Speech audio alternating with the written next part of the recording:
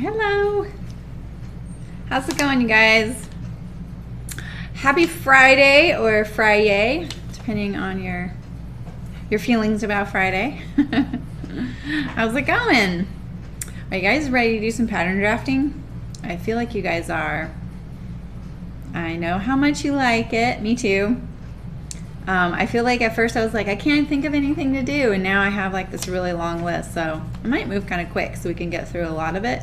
I've only had a few requests, but 2 of them were the exact same one, so I thought that was kind of interesting. So, hello Karen, how's it going? Why can't I see my top of my screen here? Hi Polly, TJF, exactly. Alright. It's not letting me scroll to the top of my screen. Here we go. I got it. I'm going to look at this. Is that a little too bright for you guys? Maybe once there's stuff on the table, it won't be so bright. I rearranged my camera. I feel like it's going to work a lot better now. Let's see. Is that better? Hello Ida, how's it going? Happy Friday. All right, so let's see. Hi Jill, how's it going? So let's see. These are the kinds of things I'm going to go over today. Mostly I'm going to try and focus. Hi Green Jeans. Yay, welcome to your first live session. We are on the small table. Because like moving to my big table would be like rearranging my whole shop. Because how I have it set up, if you haven't kind of figured it out, is like the computer's in the middle and all my things are around it. It's kind of like a computer on an island. It's kind of how it has to work with cameras, because you can't be more than 3 feet away. Otherwise you have video loss. And I don't have the greatest cameras in the world already, so I'm not going to compromise that with like getting aftermarket longer cords, because I hear they don't last very long and that it's not very good quality. And I already feel like it's hard to see detail, you know. So, so let's see. Oh, you did, Megan? What do you mean Asian material? What does that mean? You mean like it has a print on it? Because that sounds pretty cool. So welcome if you're new here. My name is Sarah Me, and this is Sew Live, and we sew together. Today we're doing some pattern drafting. That's my background. I was a pattern drafter and designer in the garment industry and the outerwear industry. Really loved it. Started in children's and knits, working for some big companies, and then worked at a few others. Was freelance for 11 years, so I got this really great wealth of experience dealing with all kinds of stuff being freelance, which was kind of fun and weird and interesting. And I just had this policy where I didn't say no for a really long time, just so I could really build up my diversity of skills. And I used to do it on a CAD program and stuff like that, but mostly I like pattern drafting on the table because it is the right size and it's very obvious what's happening with the pattern drafting. Computers are great. The only thing they do is save you from cutting out a lot of paper, and grading is really easy. So, hi Malin. Oh, Japanese jean fabric from Blackbird. Nice. I've gotten a lot of denim from them. It's really good. Wash it more than once, Megan. If you plan on washing and drying your jeans, wash them a few times, because that blue just keeps kind of going. My washer and dryer are blue now from all the jeans I've made. Kind of not a great thing, you know, but it's not a big deal. It's just the washer and dryer, and I don't see it anymore. And know that your pocket lining is going to capture some of the blue after you've washed. Even if you've washed your denim a few times, you cut and sew your jeans, if you have a light color pocket lining, it will capture some of that blue. It's just kind of part of it. Like for me, it doesn't bug me unless you use polyester, which is, you know, most of the pockets in ready to wear, they're polyester. That's why they don't turn blue. They have tons of colors. That's awesome. I saw that they got a big new order. Cool. I know I still have some denim I need to sew. I'm planning on doing it this fall. And next week we're making the ash jeans. I've washed that twice, so maybe I'll wash it again because it's really dark denim. So let's see. So today I have my linden pattern out here because I'm going to bring in the neckline. I had 2 requests for that. Hey Brookie, how's it going? And I want to do it too. So that's like 3 people, right? So we win. I'm going to talk about how to, so what I wanted to say is I'm going to try and focus mainly on style changes. And so it's thinking about pattern drafting with the changes you want to make, style versus fit. Some of them overlap, and I understand that. Like obviously, like bringing in the neckline is kind of a fit issue because a lot of people don't like how open it is, or they feel like, you know, if their shoulders are really sloped or narrow, they feel like it's just kind of falling off. That becomes a fit issue. But it was a style issue to make the neckline open like that, right? And it looks really fantastic on a lot of folks. So there is some overlap there. You're welcome, Patricia. Thanks for saying that. That's appreciated. You guys are awesome. And I really want to thank a lot of you. You guys donate and sign up for Patreon after I'm live. And I know it's because you want to stay a little bit incognito for that. But I really miss being able to thank you. But thank you. Just know that that is really appreciated. I really do want this stream to be a permanent thing for all of us because I really enjoy it. And I love sharing my knowledge, and I love learning from you guys because I've been learning a lot lately. And I'm here for it. So thank you. So some of the things I'm going to focus on today are mostly style changes. Like say you're like, I really love this shirt, but I don't want this kind of neckline or this kind of collar, or I want a different kind of sleeve, right? Those are all style changes. Maybe you want that different type of sleeve because you know fit-wise it just doesn't work for you, right? So you want a different one. So I know that there's some overlap. I'm not going to get into how to fit your jeans here today. We will do that, and I've done that in past jean making videos that we've done, like Jeans for Noobs, that series we did. And noob was said with all the love in the world. The Mountain View pull-ons, we talked a lot about fit in that. I felt like we had a really great conversation about that. And then the speed run of the jeans, I probably talked about that. So I've sewn jeans a lot, and if you look in past videos, you will find some, and you can fast forward, rewind, stuff like that when it's an upload, which is great. And if you have trouble finding those, just look on my website. It's so much easier to navigate all the videos because you can search by project. Hello, Quilter. Is your name, wait, is it Pam? I just saw your comment on Instagram, and I was like, what's your name? And so I clicked and looked at your profile. Is it Pam? I can't remember now. I'm terrible with names. But I will continue always to talk about jeans, and maybe it is awesome. I may not remember it next time, but I remember it today. I will probably have a dedicated pants fitting stream sometime. I'm just going to say it straight up. Like, I know how to fit me. So doing like a dedicated stream on all the different kinds of fit issues without having the body here, the pattern here, the garment here, is a little tricky for me. It's not like my 100% focus, so I'm not an expert in that. I just know how to do it. So a boxy shirt more fitted, like the Archer. Yeah, right. The Archer needs some waist shaping. I totally agree. You can bring it in at the waistline, but you can add darts. So I was thinking about talking about that today, Malin, so I'll write it down. So I have my little list here. Yeah.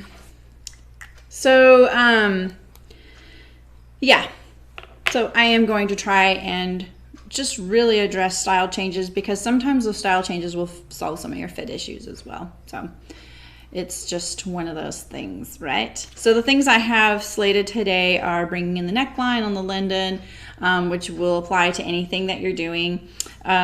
Maybe drafting a few collars if you're interested, like a Peter Pan style, which is flat around the neckline. Doesn't have to be rounded. You can make it pointed. Those are really easy to draft and sew, but it is a flat collar. You know, it's kind of a delicate classic look. Convertibles, the style you probably are thinking of as a collar, where you roll it down, like kind of think polo collar, but polo collars are made out of knit. But that style, it's one piece. And then there's the classic Oxford shirt with the collar stand, and then the collar above it. We can do that. We can do a mandarin collar. And then I think though that what you guys are really here and where the money's at for you is sleeves. You really want to talk about sleeves and drafting different styles, changing a garment from sleeveless to sleeve or vice versa, or maybe making, someone requested a flutter sleeve. I mean, making them short, making them bigger around. We've done that here before, but we can go over that as well. So, and then someone requested a how to make their pants with a front fly zipper rather than a side zip, and that's no problem. We can do that today. So, and then we have the darts. So let's get to it. So I don't prepare a whole lot for things like this because I like it being a little bit spontaneous. But at the same time, I do like look through my pattern drafting books and make sure that I'm not thinking of a style that you guys would want. Because when you see all the like collar, you know, like all the different styles, like one after the other, it's like, ah, yeah, that one's today. That one's kind of happening in today's fashion. You know, or sleeves or something like that. So I do a little bit of prep, but you know, I'm streaming 5 days a week right now, so I just kind of pull it together. This is my basic block. So a while ago in 2017, I made myself a basic block. I've definitely altered it a little bit. You can tell like I've swung out the back here. I've done some kind of crazy things to this pattern, kind of like against the grain rules type of thing. Not grain line as in fabric, but just like, you know, did my own thing. I can tell this dart right here isn't trued anymore. Like it's not perpendicular to the cross grain. So there's little issues with it. I never finished it. This sleeve has a lift in it, which means that I took my basic sleeve, and then what I like to do with my garments, this is meant for wovens by the way, is I will add something called a lift.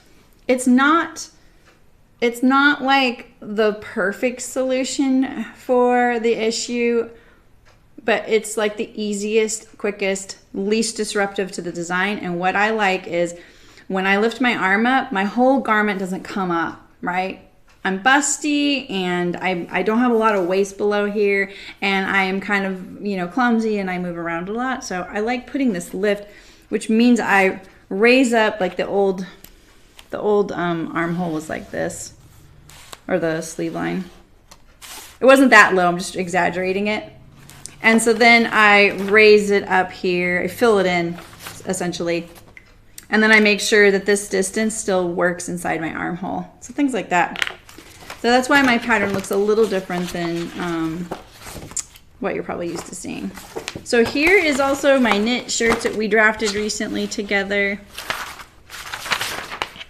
And I want to bring in this neckline too. I might not do that here. Once we do the linden, that might be enough and I'll do this on my own. But you can see, like, one thing I want you guys to think about is when you're comparing a garment, this is a ready to wear garment that's super old. I wear it only around the house. But I like the way it fits. You know, we all have that relaxed t-shirt or whatever. And when you're lining up garments that you want to compare, you need a 0-0 point, right? And what you usually think is the 0-0 point is maybe like right here, right? Like, hi Claire, how's it going? Nice to see you too. So the problem with using your center front neckline as like a 0-0 point from which all things move from is that this is a variable. Your neckline can be down, lower, or up high, right up at the, you know, the collarbone there. And if you don't know where that's at, then you can't really rely on it as a 0-0 point unless you know it's where you want it to be. So the other 0-0 point you can use, especially when you're comparing garments, is the shoulders. So you're not going to try and line it up here because this is variable, right? It's variable away from your neck. But your shoulders don't move, right? They're always there. This line might move, but this line doesn't. So you want to line up. Try and get your shoulder seams, and typically your shoulder seam, look at this neckband, it doesn't fit. This fabric wasn't a great fit for this length of neckband. Typically your shoulder seam is going to come forward But in a lot of ready-to-wear stuff and in indie patterns, they don't do it that way. And so one way to figure out where your shoulder seam is and where the shoulder line is to line up your side seam. So line up your side seam and get that 0, point going. And then kind of let it go from there. And it's the same with the ready-to-wear one. And then line up your shoulders. Now the slope can be a little different, so you just do your best. The slope can be a little bit different because maybe your armhole's a little bit bigger. When you alter a sleeve size, how do you change the armhole to make sure it fits? I have chubby upper arms and slim waist, so I never know what to do in regards to alterations. Okay, so you're gonna have to sew a muslin and you're gonna have to check it out. You know, like that's the only way. But most people have more arm right here than patterns are drafted for. I myself am in that boat. And it doesn't mean that, you know, it's like more than it should be. Hello, Lorraine. Awesome. Well, I hope I do it justice for you guys. I hope you get what you want out of it today. The thing to think about, Patricia, is that if you're talking about wovens, that most sleeves have ease built into it right here, right? So when you go to sew the sleeve into the bodice, this distance from the underarm seam to wherever the notch is on the pattern, that doesn't get eased. But everything in between here, you can have this distance can be up to 1.5 inches longer than what it's sewing into. The more the better if you have a full arm, especially upper arm up here. I talk about it as the gush. You need this ease to go over the gush, because when you think about a sleeve, you think about it like this, right? So this part right here is fitting around the arm portion right here, right? This part right here, all you get from the armhole around your bicep is this right here, right? Yeah, you could do that too. Yeah, exactly, Malin. So that's what you want to do. You want to try and increase this cap. Like if your pattern, especially in home sewing patterns, you will see that sometimes they will do a really small amount to ease. They're doing this because they're trying to set the home sewist up to succeed in sewing it together and not being so frustrated. So a long time ago when home sewing patterns were around, that was there and people learned how to deal with it, and then sewing garments kind of fell off the radar, right? It became too expensive to do. And then a lot of us started coming into home sewing and we were like, why is this so hard? How come I can never get the sleeve to fit into the armhole? And so then they don't want their pattern to look bad out there in the world, right? They want people to sew it, they want it to finish, and they want to be like, hey, look at me, I'm wearing this garment, right? Hi, Katie. Thanks, Maribel. So what they've done is they've cut out some of the ease so that to make it a little easier to sew. So the first thing I would do is I would measure your armhole on the seam line. So take off the seam allowances, draw on your seam line on the armhole and on the sleeve. And if your sleeve cap is 1.5 inches bigger than the armhole, then good, you can start there. Now, if you need even more, then what you can start doing is figuring out, like, is this armhole right here, where is it sitting on you? You know, is it sitting really far over onto the sleeve, like over here, or is it away from the arm? So the way I like to think of it as is, like, remember, like where I was talking about how the sleeve fits like this, right? So this right here, can you see this okay, you guys? I'm trying to put it on the shirt so you can see the contrast. So sleeves are called a bifurcated pattern, and it's like jeans. Jeans are the same thing. Pants are the same thing, right? You have the cylinder here. You have a cylinder here, right? You have the garment going around your torso, and you have the garment going around your arm. Well, then what's this up here? This is the last circumference, right? So you have this other tube that's like your cape or your yoke, so to speak, right? That area of your body. So getting extra in this area, thinking about it that way helps wrap your mind around what you're trying to do. And the way I look at it is you don't just want to add to the armhole this way. Sometimes scooping away and then adding to your cap is better because you get more range of motion like this. So putting this seam away from the pivot of your arm is going to give you more range of motion than if you pull it out here, right? So you can keep trying to add to this cap as much as you're comfortable as easing in. And I do sew set-in sleeves pretty often. I'm really into them. And I have really great tricks on how to put them in. And you can do it. You can get 1.5 inches, no problem. You really can. So do you alter the sleeve head if you do a forward shoulder adjustment? What's a forward shoulder adjustment, Pam? Is a forward shoulder adjustment where you're moving the shoulder line towards the front more, or are you pivoting out some of the fabric?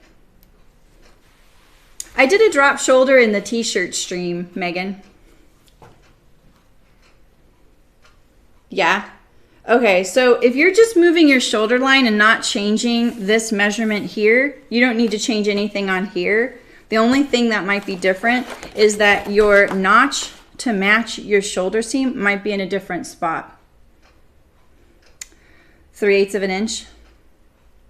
So you just move the seam, but then you take the back and meet it, right? So you're just shifting this like this, right?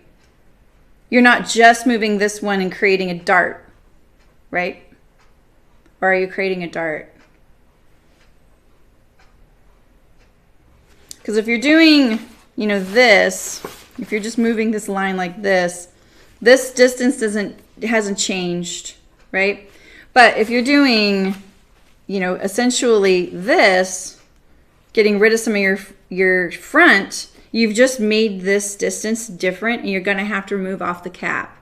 And the way you remove off the cap that way is slashing from the cap to the hem and wrapping. Oh, actually remove from the front, add to the back. All right, yeah, so you're not changing this measurement here, so you're okay.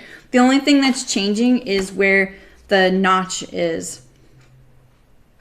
And so it puts your sleeve in a funny spot where when you fold it like this, it's not going to be symmetrical where your shoulder line is, but that's okay. It's your sleeve.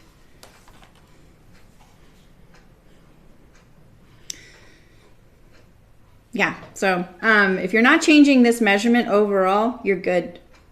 Just remember when you go to sew it that the sleeve notch is in the, or the cap notch for the shoulder seam is in the wrong spot. You can move it on your pattern. Just move it forward. So whatever you take off of the front and add to the back, just move that amount, that 3/8, over towards the front of the sleeve, whatever side has the notch, front, the single notch, front, double notch, back, always. Okay.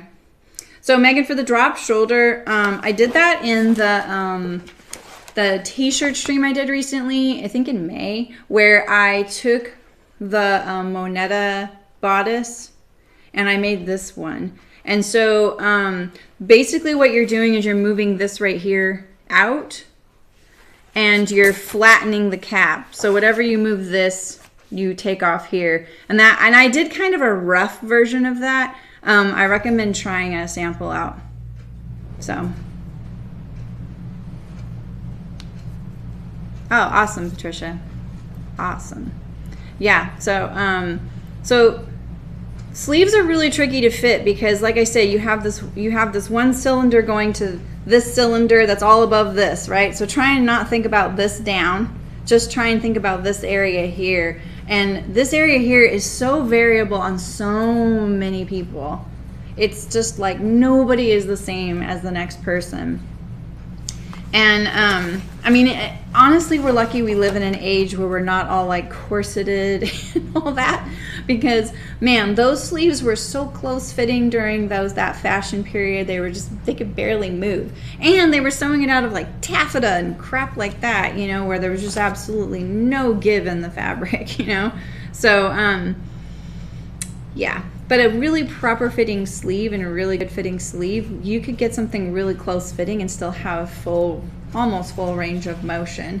But just think about it that try and break down what you're looking at and where it's at on your body and what needs to happen, right? Even if you have to sacrifice a garment and draw on it and be like, okay, what happens when I move this spot here? And where is this on me, you know? It's really helpful if you can make yourself a muslin of a really simple shirt with darts that's really close fitting. Try and make it as close fitting as possible. Kind of try and think of it as your own personal dress form. You're the dress form. And then draw on there, like, where is this line actually on me? Because I'm kind of surprised, like this drop shoulder didn't fit that great. I feel like I could have dropped the armhole more. See that? Obviously, you know, but and look at this, you know, my neckline is too open here, right here, like, but that has nothing to do with my drop shoulder or my armhole. Hi Carol, how's it going? So let's see if we can get this kind of centered on the shirt and see the differences. So what I didn't like about my drop shoulder, Megan, was that I kind of, like, this one isn't as dropped as I think it is. And I kind of did too much, I feel like. Like, I feel like I'm tainted from all the years that as women, we never got a girl's t-shirt, right? So we were only wearing men's shirts. And that kind of experience has muddled what I know I need for my t-shirt. What the heck? How can you have your phone on silent but Siri still want to talk to you? So I think, like, the way this fits is because I've dropped it, even though this is big around the bicep, it feels narrow. And it, you know, this armhole is bigger. Look at this. You know, if I were to compare armholes, they're not in the same spot though, remember. This is a bigger shirt, it's looser. Well, it's not looser. See, the bust on this is a little bigger. So see, funny things happen when you get into this realm, right? So look at where this armhole ends up compared to where this one is. You know why this one fits better? Is because it is right here in this nook of my arm. Whereas this one, the seam's pushed out too far. You like your kimono drop shoulder? That's great. I mean, a lot of those do fit really well. It's really interesting. In all the pattern books I have, the section they devote to the kimono sleeve, which it's a cut in one garment sleeve. That is the technical thing that's happening with the sleeve. So basically, kimono means the sleeve has been attached to the pattern, and you either have a shoulder seam going straight down the middle or none, like it's all one, the front, the back, and the sleeve all in one. But if your fabric's not big enough for that, you kind of need to start seaming it either down the center back or along the shoulder. So it's great. Those are really comfortable. The issue with them is, depending on the style of the garment, because you lose the shoulder slope, the garment can choke you. It'll start shifting back like this because it's going to, usually what happens is your shirt has more room here, and so it starts slipping to the back like that. I'm sure some of us have experienced that, right? But there's benefits to it because you don't have to set in a sleeve. So a lot of indie pattern makers use them because they're just like, it's a really cute silhouette. It lends itself to a lot of variations. If you're trying to match stripes, it's really easy to use to match stripes, and that's kind of why they became really popular at one point. It was because it's like, oh great, there's no seam line here, there's no seam line there, and stripes and plaids became really popular.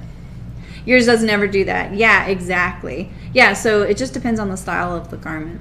And you can draft them to have some shaping in there is also, yeah, you should totally copy it and make more tops like that. Yeah. Yeah, I like mine too. You can't make them very long sleeve. When they're long sleeve, is it short sleeve, Megan? Because some of those longer sleeve ones, that's when you have the problems. So, like you wouldn't do a coat like that.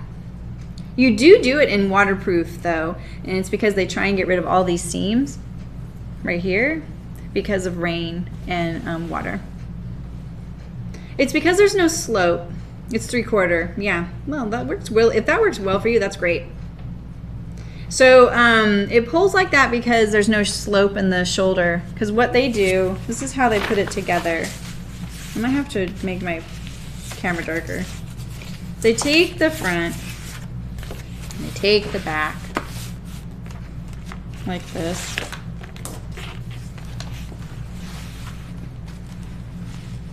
And what they're trying to do is get, like, I'm going to show you as if this is the seam line, but this has seam allowance on it. So we'll pretend like it doesn't have seam allowance on it, right? So you're going to, you draft a line. Let's see this line right here, right?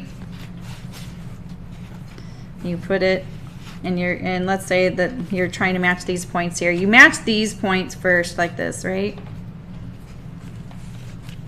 I have too much resistance on my table here. Let's move over here.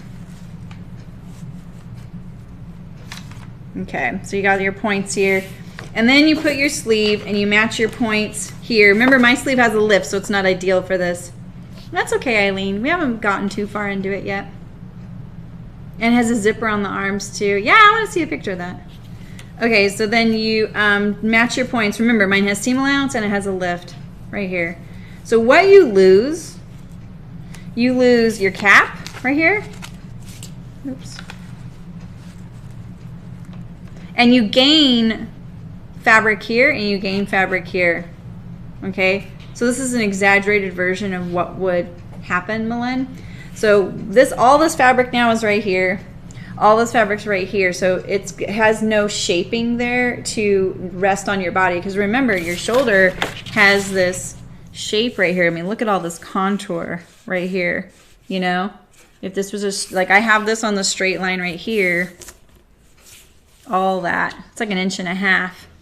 So when you lose that, you're basically like, you lost a dart up there. It's just like if you had a shirt that had bust darts and you didn't sew the darts.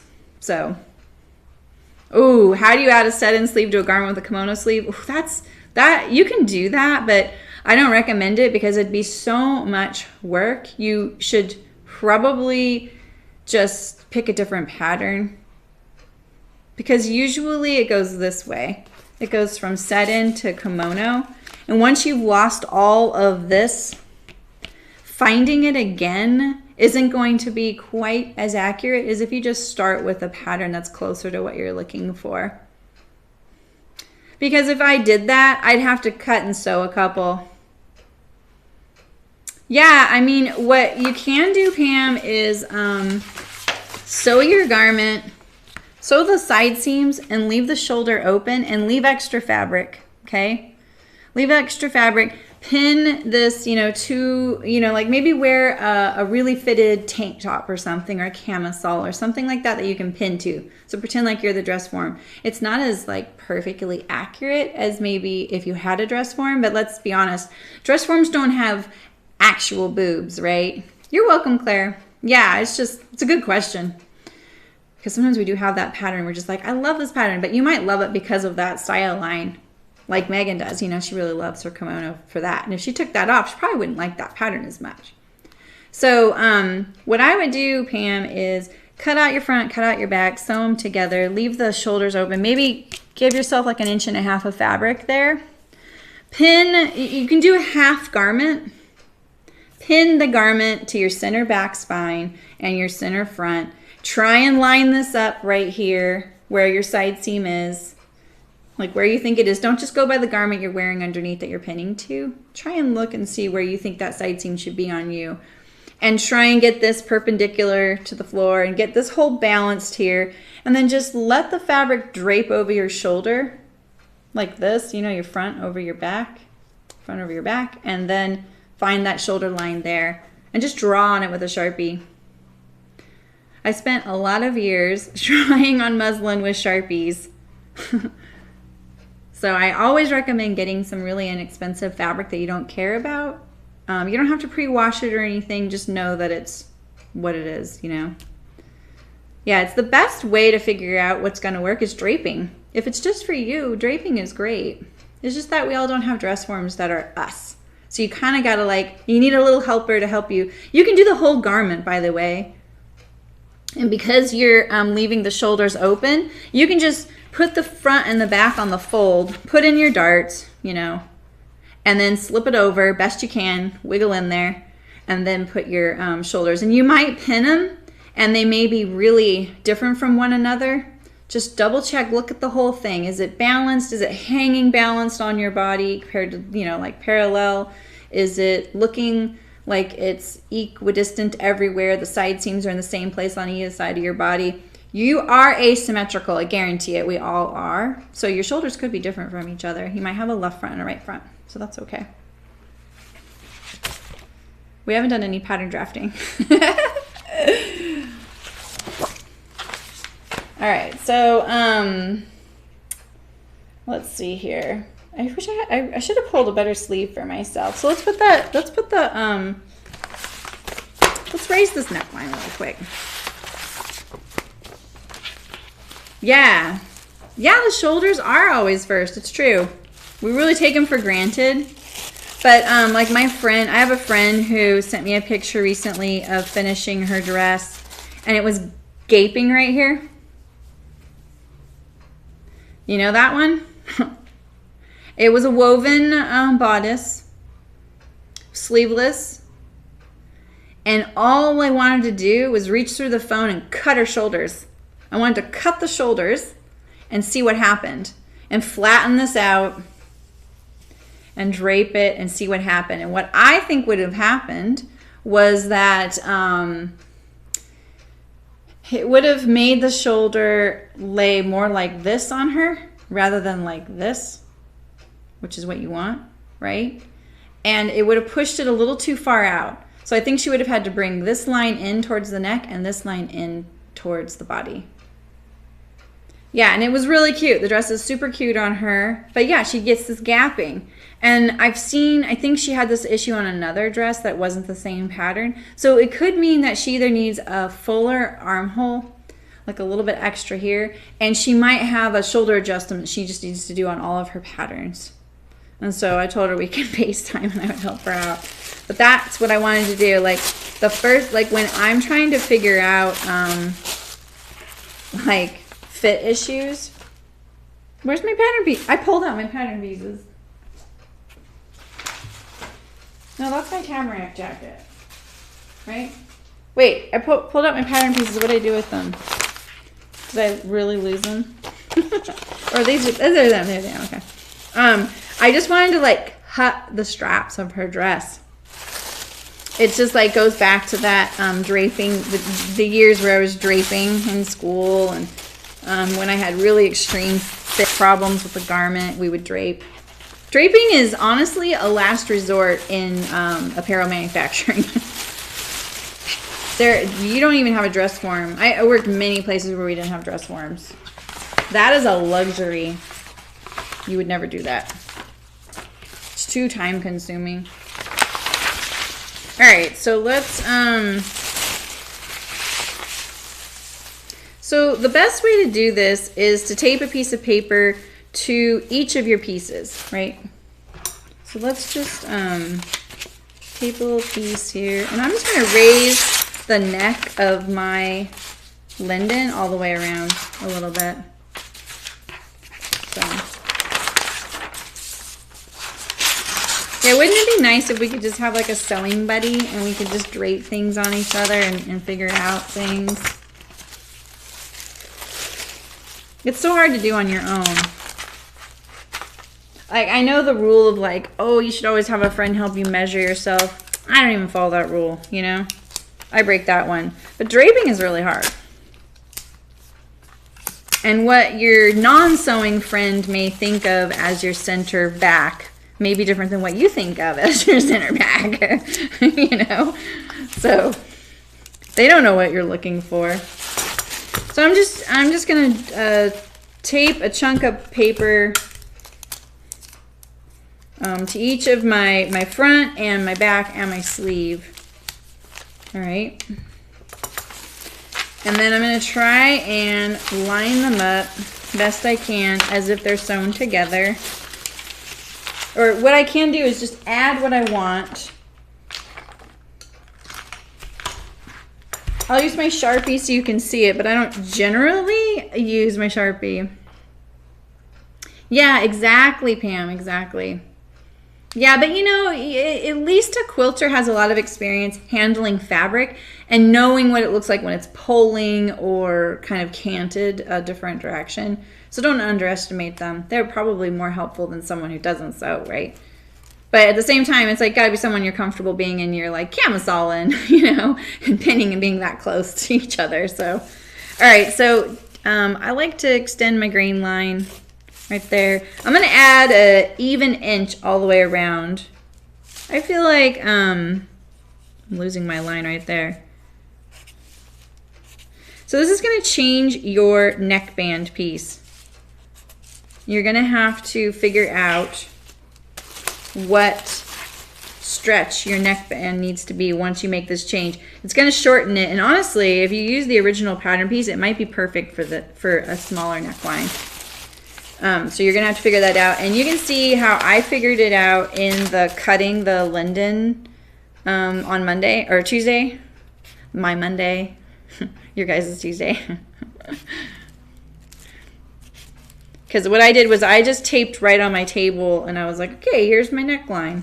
All right, so I didn't obviously do these bits right here, because what I'm gonna do now is lay this on here as if it's sewn. And we know that this pattern has 3/8 of an inch seam allowance. So this is how I deal with that. I'm gonna draw a line 3/4 of an inch away from this edge here. 3/8 plus 3/8 is 3/4. And then I know that I can line this edge up to that 3/4 line, and I've taken up all of the seam allowance. So I'm gonna try and line this to this one best I can. We can kind of get rid of some of this paper here so we can see a little better.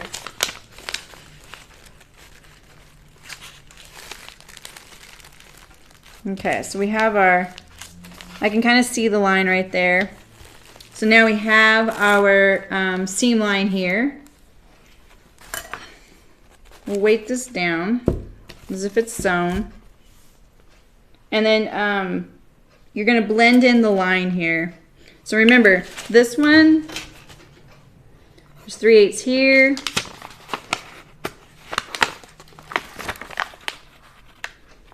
And 3/8 here. So that's your seam juncture, right? And so what you're trying to do here is, so here's the other line on this side right here. You kind of want to make sure your neck transition is nice and smooth. And what you can do is just cut it all together.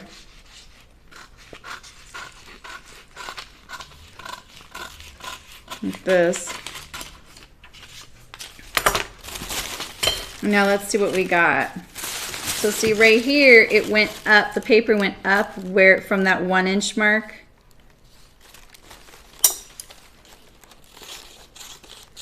So that's my new piece right there. This is a fold line, so I'm actually not gonna cut it right there. I just wanna continue the fact that I know that that's a fold line right there. So see that little wing? I needed that to fill in the curve of the neckline.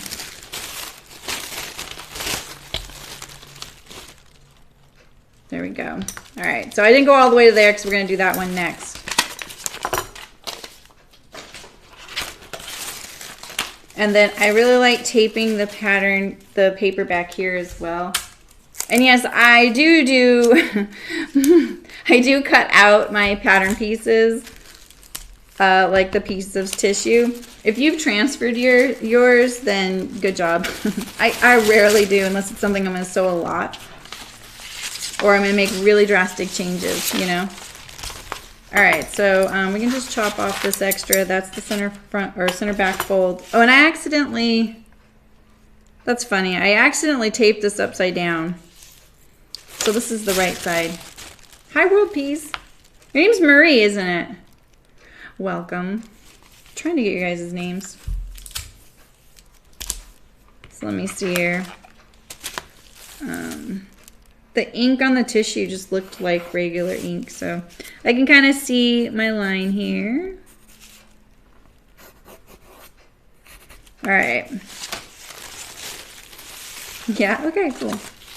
All right, so same thing. We're gonna draw a line 3/4 of an inch here. Actually, I think my line was right here, like that. That's my line, so let's put it 3/4 from here.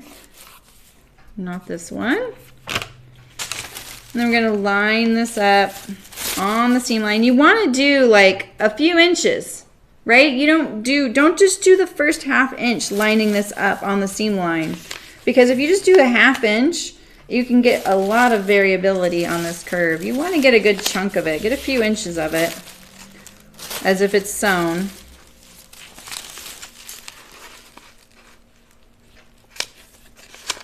I'm just looking at this line here, which is my cut edge, to that line. And then you got to line it up here at the 3/8 inch mark on both. That's your seam juncture right there. Like that. Make sure this is all nice and flat. You can staple, if you're using real paper, you can staple it. You can use your rotary knife, which is nice for stuff like this. I don't use my rotary knife for pattern changes, but something like this is pretty handy because then you're just not lifting anything up and you're just following the neckline. And so this is what I did. I trimmed off this. But look, I even trimmed a little bit off the back there. Nice, smooth neck transition is what you want.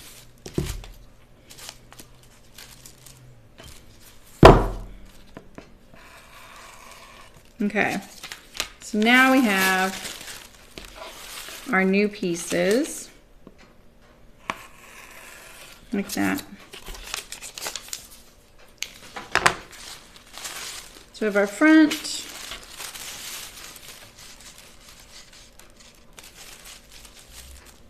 and our back, like that. And we have a nice smooth neckline. See that? And so now what you can do is measure the old neckline and measure the new neckline and see what the difference is and take that amount. Don't take all of that off, but take some of that off of the neckband right here. So what I found was that this neckband measures 16 3/4 of an inch long for my size. And the neckline measured something like 28 3/4, so it was a 5 inches difference, which was too much for the fabric I was using to stretch. So it was more than that. I'm sorry, I ended up cutting it 23. So it was 16 3/4 versus 28 3/4, which is, it's like 12 inches. You know, 12 inches, there's no way my knit band could stretch 12 inches and lay flat and look good. So you still need negative ease quite a bit, you know. But what I would do is try just subtracting 2 inches off of this neckline measurement if you're bringing it in quite a bit. So 2 inches less than this for your neckband, or just do some trial and error. Cut it a little longer, pin it on in a few places and see how it's going to do. Because if it stretches too much, then it gets too narrow and you're just fighting with it to get it on. And also the knit that you're putting on the neckband, the neckline as the neckband, is typically lighter weight than the body, right? And that's only if you're doing a different fabric. If you're using the exact same fabric and it's not very stretchy, you don't actually need to subtract very much. Like you kind of just need a little bit less, like 1 or 2 inches, because you just want it to lay flat on the body. Because like fleeces don't really have a lot of stretch. They are a knit, but they're not that stretchy. They're a little boardier than that. All right, so that's our linden now with a raised neckline all the way around.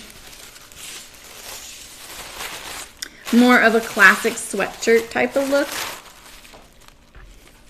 And you know, they designed the linen to be more of a fashion piece, right? So it didn't have to look like a classic sweatshirt, you know? Yeah, exactly, Claire, exactly. Did I tape this one? Yeah, I'm gonna tape a little bit more. All right, so we can put these away. You guys hanging in there?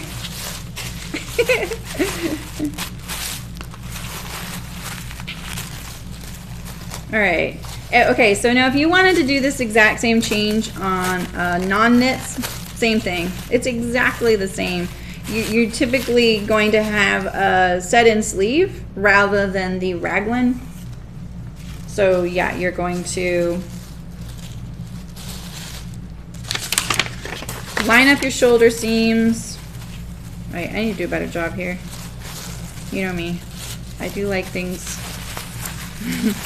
to fit in my envelopes so that they're not too stressed. There we go.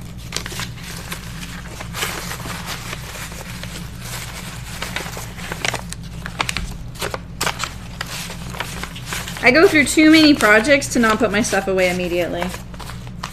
I'd be a very unhappy person. So if you want to do the same thing on, say, a woven, it's the same thing. You're going to overlap your shoulders on the seam line that you're sewing on, right? And then bring in, but tape paper to each piece, right? Don't tape it to this whole thing because then you have to cut it apart and you have overlap here, right? You need them individually. So tape a piece of paper to this, tape a piece of paper to the whole thing, even if it's on the fold it in half, line it up, add in how much. And so, you know, if you want only, so let's say, I really need to finish this block so at least the pattern is nice. So say you want to just add, you know, 1/4 of an inch at the back.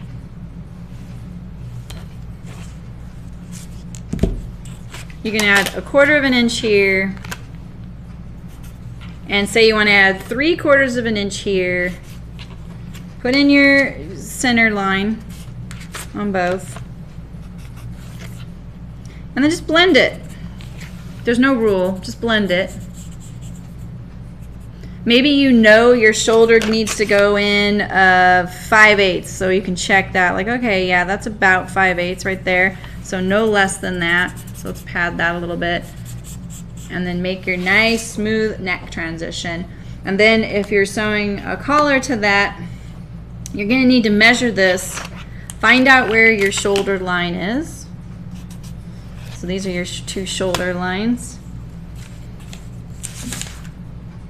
Right? So measure the new front length and the new back length and add it to your collar pieces. Just be very logical about it. So if your collar piece is, say it's on the fold, here's your collar, right? So this is the center back. Here's your shoulder line. This is on the fold. This is the back. Shoulder, front. If this amount right here has grown 1/4 of an inch in length or gone down 1/4 of an inch in length, move this line parallel. You know, add that way, subtract this way.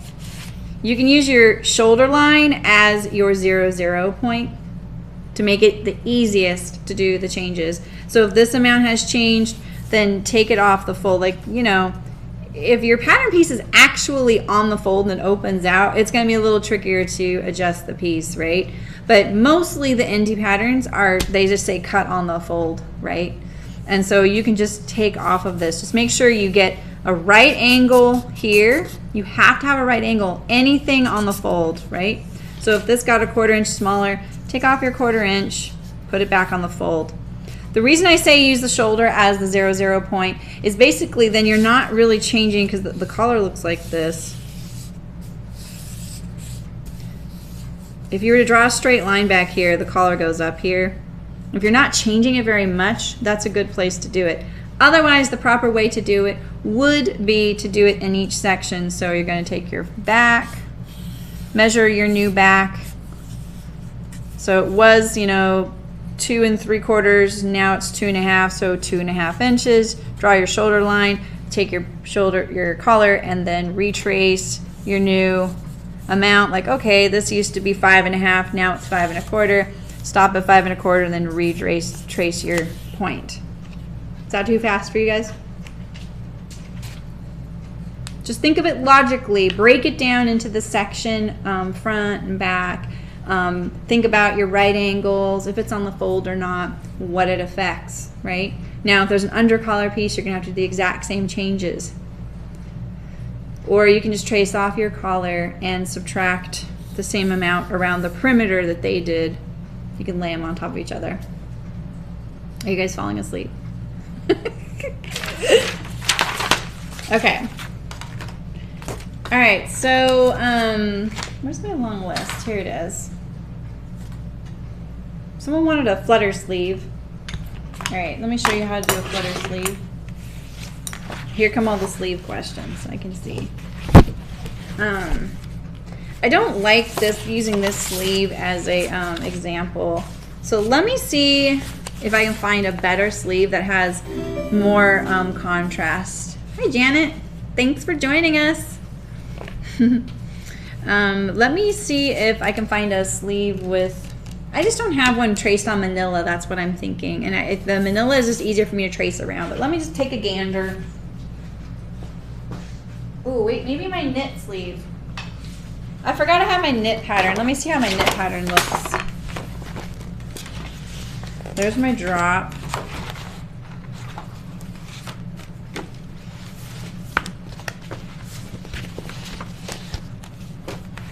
Well, let's just use this anyway. It's cuter.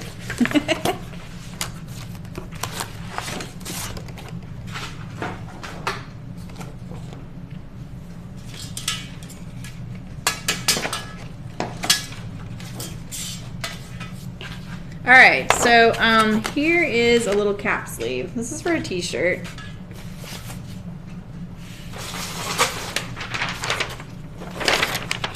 All right, so say you want a sleeve that looks, so this sleeve right now, I'm a really terrible sketcher. This sleeve right now looks like this, okay? Kind of. It kind of looks like that. And say you want this sleeve to look more like,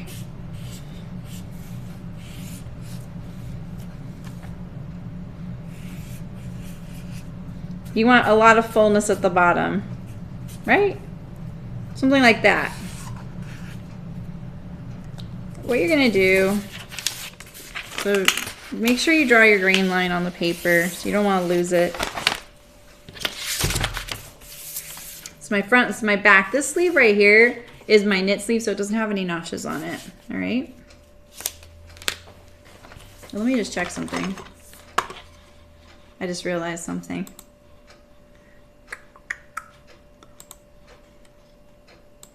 Why can't I see that right now? So annoying. Okay, cool. All right, so I don't have my front and back notches here, but typically you have a front notch and you have a double back notch, right? You need to maintain that. Because if you're doing a flutter sleeve and you're not adding fullness to the cap, you're only adding it down here, your cap still needs to fit into the garment, right? So you can't change the seam line. So really strict traditional pattern drafting, you would be using blocks with no seam allowance on them. I'm going to tell you, nobody does that anymore unless you're probably in a really upscale couture house or doing things that are very custom, but then you'd have custom blocks for people, right? A block is just a template of a pattern, and so every company should have a set of blocks, and they'll have like a front and a back, a sleeve, they'll have a pant block, a skirt block, and they know there's no style lines on this block. They just, all it has on it is all of the guidelines of the body. So there's going to be darts in it, and it will have the apex, which is the fullest part of the bust. it'll have lines going across it and vertical on it, and they're just guidelines so that they know where those are at on the body of their perfect size, base size, whatever they chose as their base size, right? So usually if you look at their size chart, you know, medium is considered the base size in a lot of brands. But it just depends on how big their size range is. If their size range is really big, they're going to have a couple different blocks, one for one end and one for the other end. If you have different markets like teen, Missy, women's, things like that, you have different blocks for each one, right? So you can't use one for the other because it's a different body and different size. So you get out your block.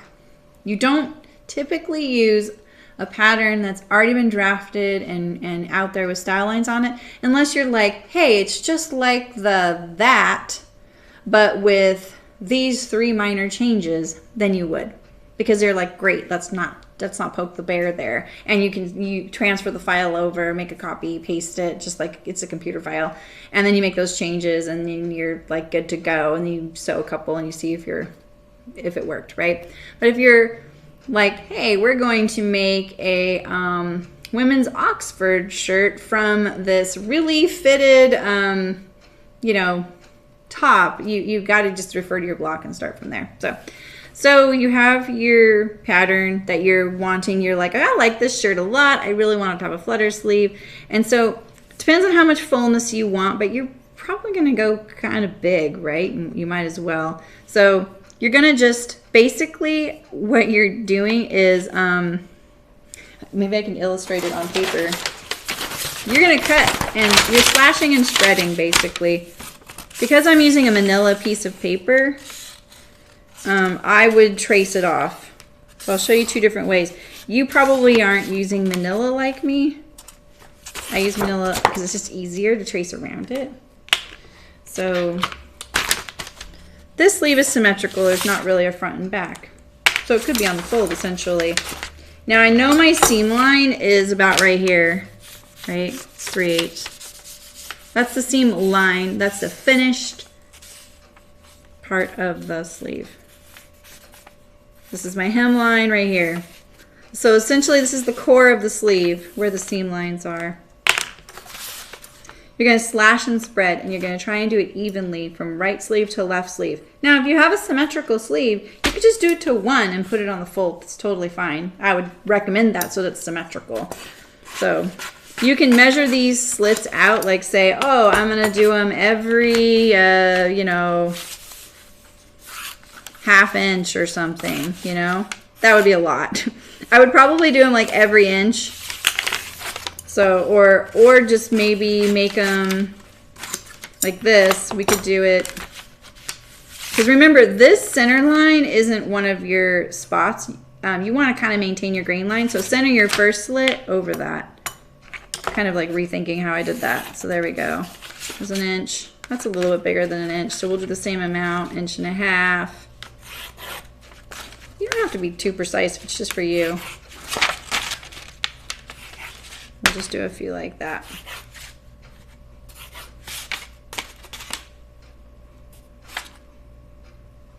Actually, I think what I'm going to do is, do I want to do them like this?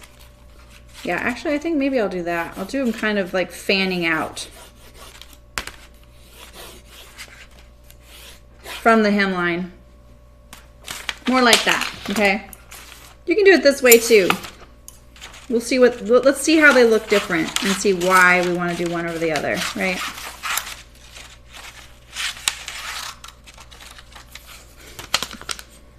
Okay, let's do the center right here. Okay, now these, we're doing an experiment. These are perpendicular to the hemline. These are gonna be more or less perpendicular to the cap.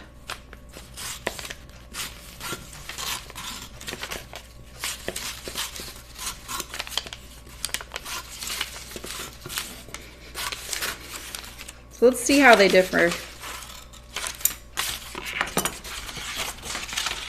All right, so let's see. Maybe I should have cut out my sleeve. Let's cut it out real quick. I'll use my rotary knife since I've got a billion cuts in it.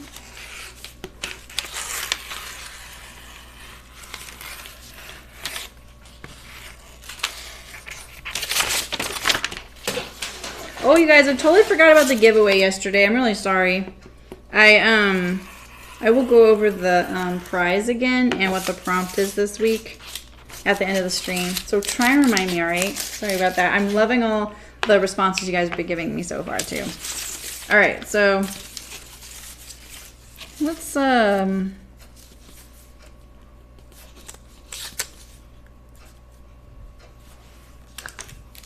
who is it that wanted this? Is it you, Pam? I can't remember. Or was it Georgianne? Georgianne, who I don't think can be here. All right, so then you're going to spread this out. Oh, and you need to clip two. So when I made this slit, I made it to the seam line.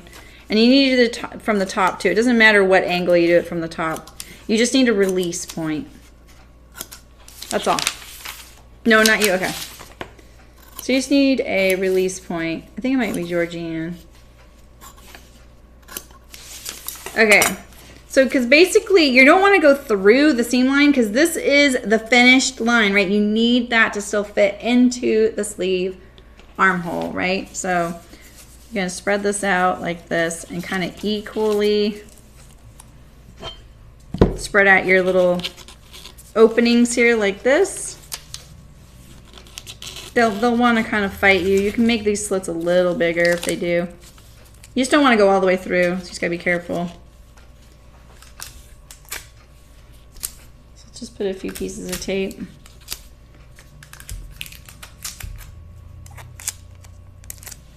Try it out. I usually use removable tape as well, which I'm not doing right now. All right, so let's mark where that point is on this side to get kind of a true experiment going.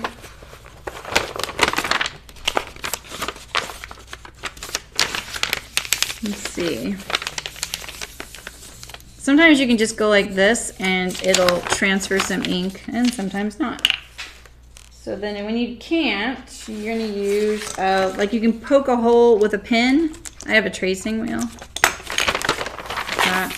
So now we know we want this to match that point there. So we go like that. And we're gonna tape this. It was you, Katie? Oh, perfect. Ah, so you're wanting the flutter sleeve to accommodate the fit issue? That's a great idea. These are so comfortable. I really like them too. They're cute. You can have a lot of fun with them too. All right, so basically what you're doing is you're drastically increasing this hem. Now, a note about this hem. I can't use this seam allowance now on here because I can't fold up an inch and get this to be flat, right? It's too curved. So you're gonna have to change what hem that you want. You can try a rolled hem. You can try a serger rolled hem, which are two different things. You could try binding. You can try lining the sleeve with self fabric, just sewing a seam here and then having 2 layers for your sleeve. Trying to think what else you could do. You could try just serging it, turning it, 1/4 inch and top stitching it. Kind of a really simple rolled hem. Why is my glasses are hurting me right now. All right, so then let's do our comparison and see how different. It looks to me like you get kind of the same effect. What do you guys think? So if you do it perpendicular to the hem rather than doing it, like I like this better technically. So I'm just gonna use my tracing wheel to trace over this curve, right? That one should be about the same. That's not the one I changed, it's this one. And I feel like it's identical. So you can do it either way. A narrow bias facing, yeah, that would be great. I mean, if it's a really, really lightweight fabric, I would probably line it with the same fabric because the bias could be kind of heavy. You could even bind it for like a contrast. And you don't have to do this much fullness. And just know also that this kind of sleeve can do that. It'll get caught up here, kind of like a skirt that's too full, you know? And then if you just want it, you can make it really short. You can make it so that it's, you know, whatever, let's see here, 2 inches. You can even do it to nothing, so that it only goes from like, you can do it so it's like this. That's the shoulder, that's the sleeve. Oh, my drawing ability. And then you would just kind of stop it about right there. Because this right here is this part right here. Right?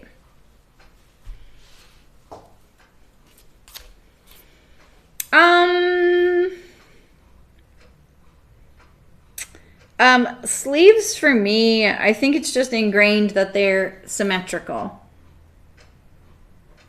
Yeah, that's what I figured, kids. That's fine. Thanks for lurking. You can lurk all you want. Kids on Twitch, and she said a narrow bias facing.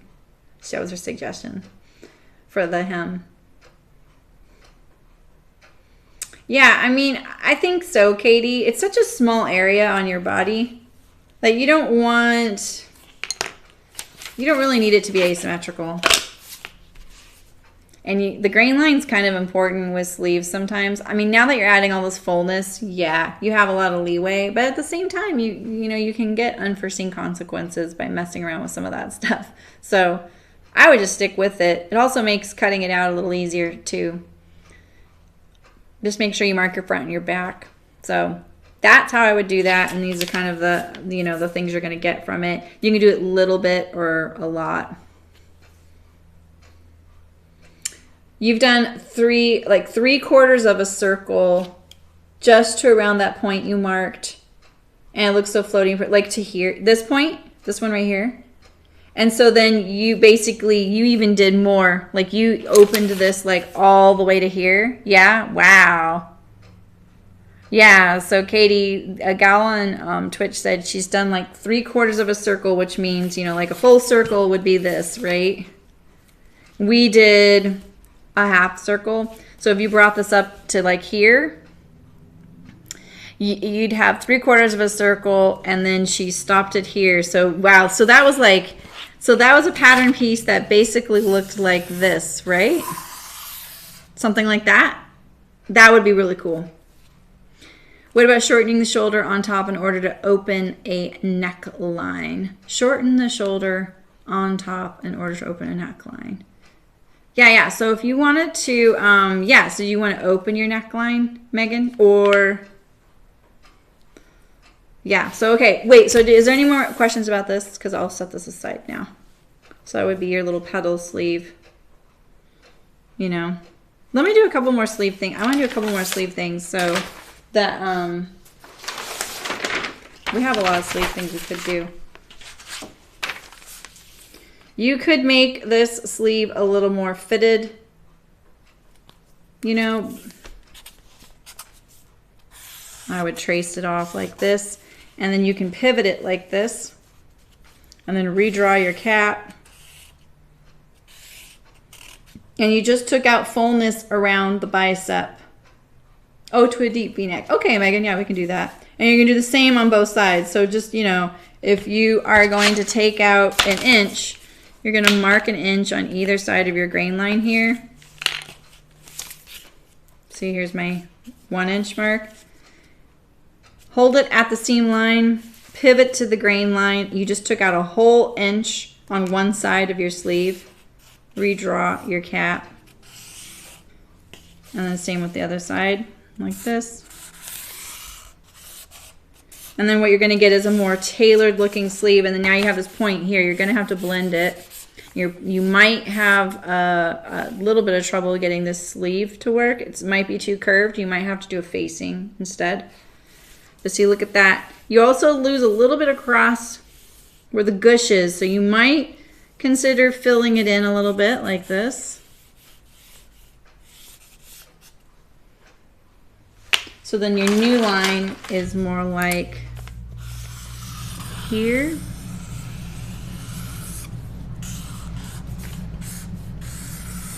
Right?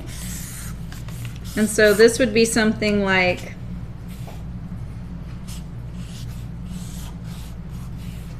it was like this,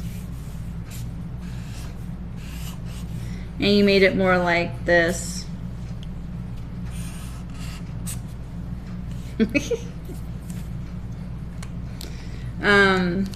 Now say you have a, I got this question a few times. If you have a sleeveless garment and you want to add a sleeve, unless that garment in particular came with a sleeve option, you're going to have to find a sleeve in your library of patterns and then try and make it work for that armhole. Okay, so what I would do is first I would look in the same brand. If you have a pattern from the same company, try and get a sleeve that's simple, right? Not a lot of bells and whistles, not a lot of going on, you know, unless you know that sleeve really well and you can make the alterations.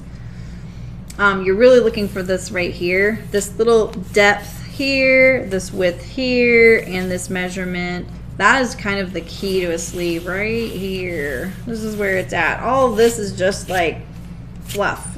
That's just all the style lines we do, right? But it's getting this fit correct. So let me show you what happens to the bodice when you change sleeve to sleeveless.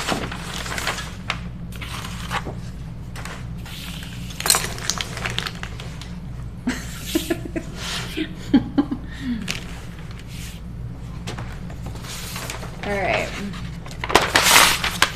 So, say I want this shirt to become, this is a huge armhole, by the way. I can see it. Okay, so say I want this one to become sleeveless. The first rule that you usually go by is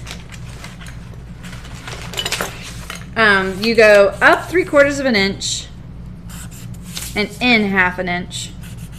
And that is your new point from there to there. And then you're going to redraw your armhole. So try and blend it in best you can.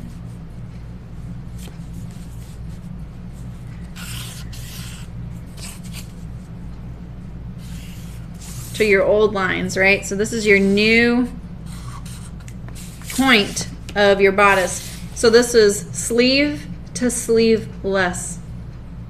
That's your kind of armhole. Yeah, but so the thing is though, if the armhole's really deep, what happens is your sleeve down is pivoting way down here and the whole garment's going with it.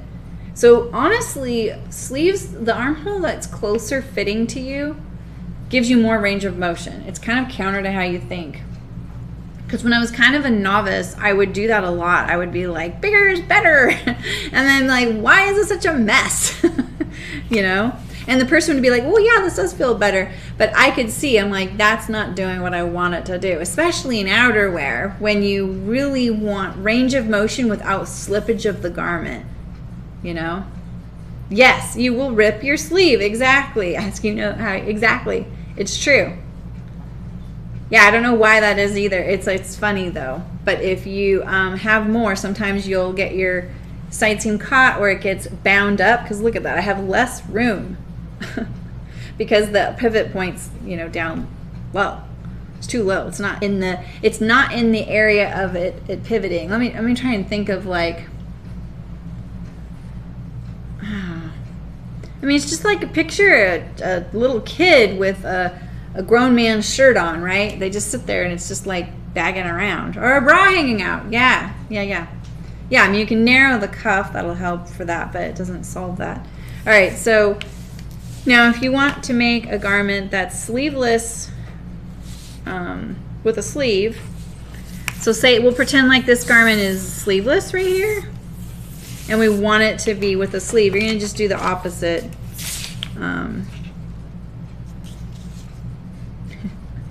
Yeah, down 3/4 and out 1/2. Like this. I keep hesitating because I used to have this so down pat in my head, this measurement. And I'm second guessing it right now. I feel like I have it flipped and I'm worried I have it flipped. So now this would be my new armhole, and you're just gonna blend to the current waist seam of your bodice, right? You don't really want to change much about this. So this is your new.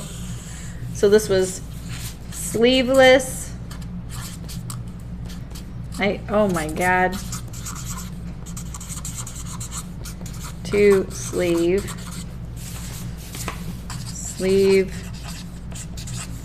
to sleeveless.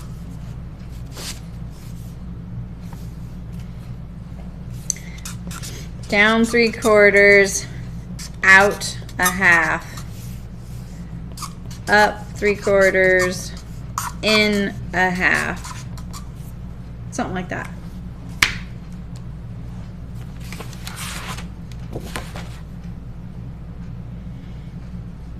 Yeah, right, Katie? Well, that's the thing.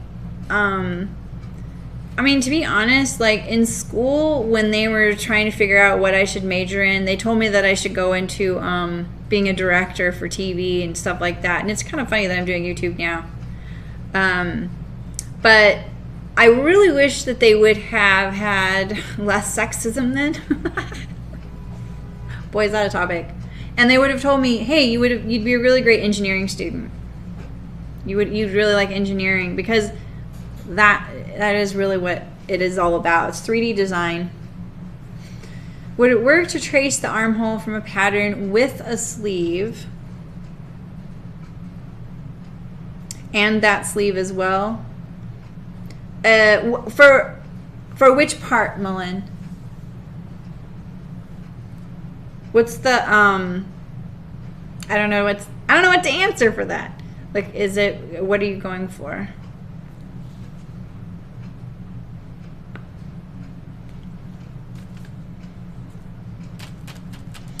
So, what other sleeve things could we talk about? And then I'm going to get to Megan's V-neck.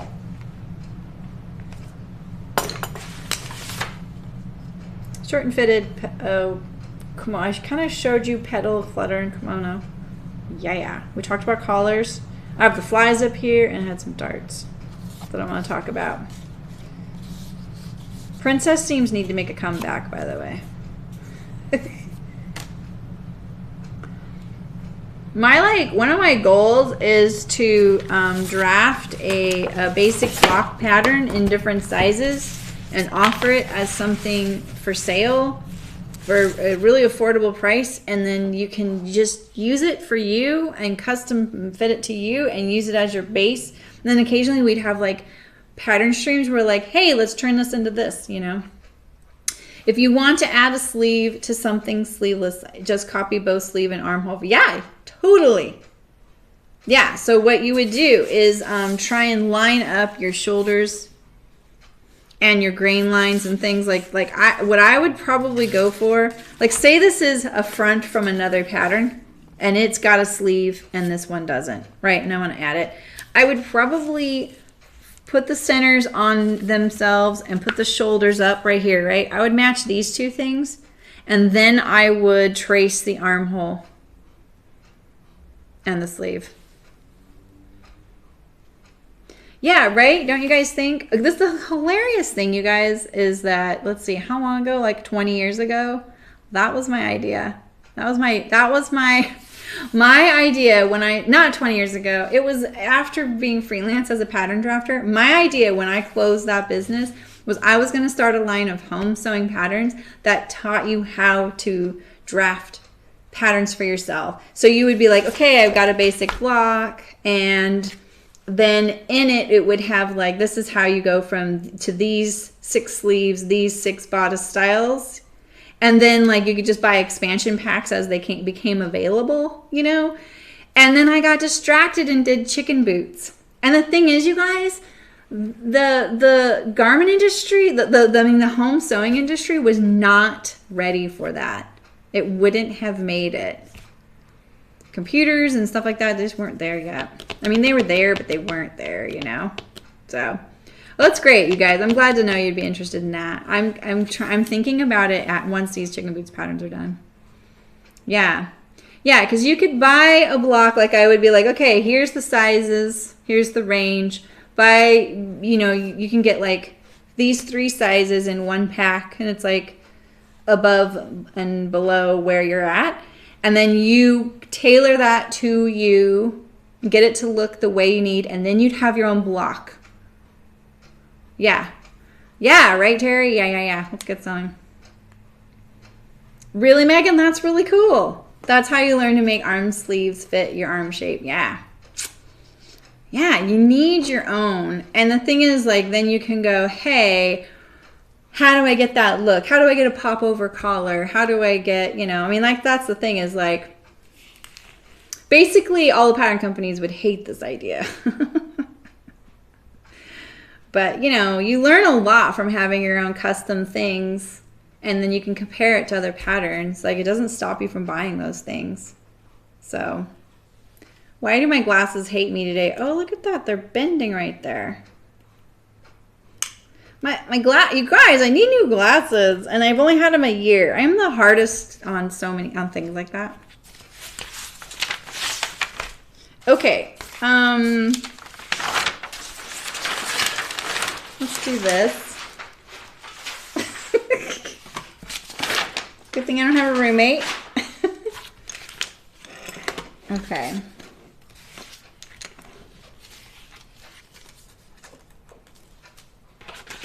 All right, let's talk about, right? Exactly, Malin. That would be a dream. I know.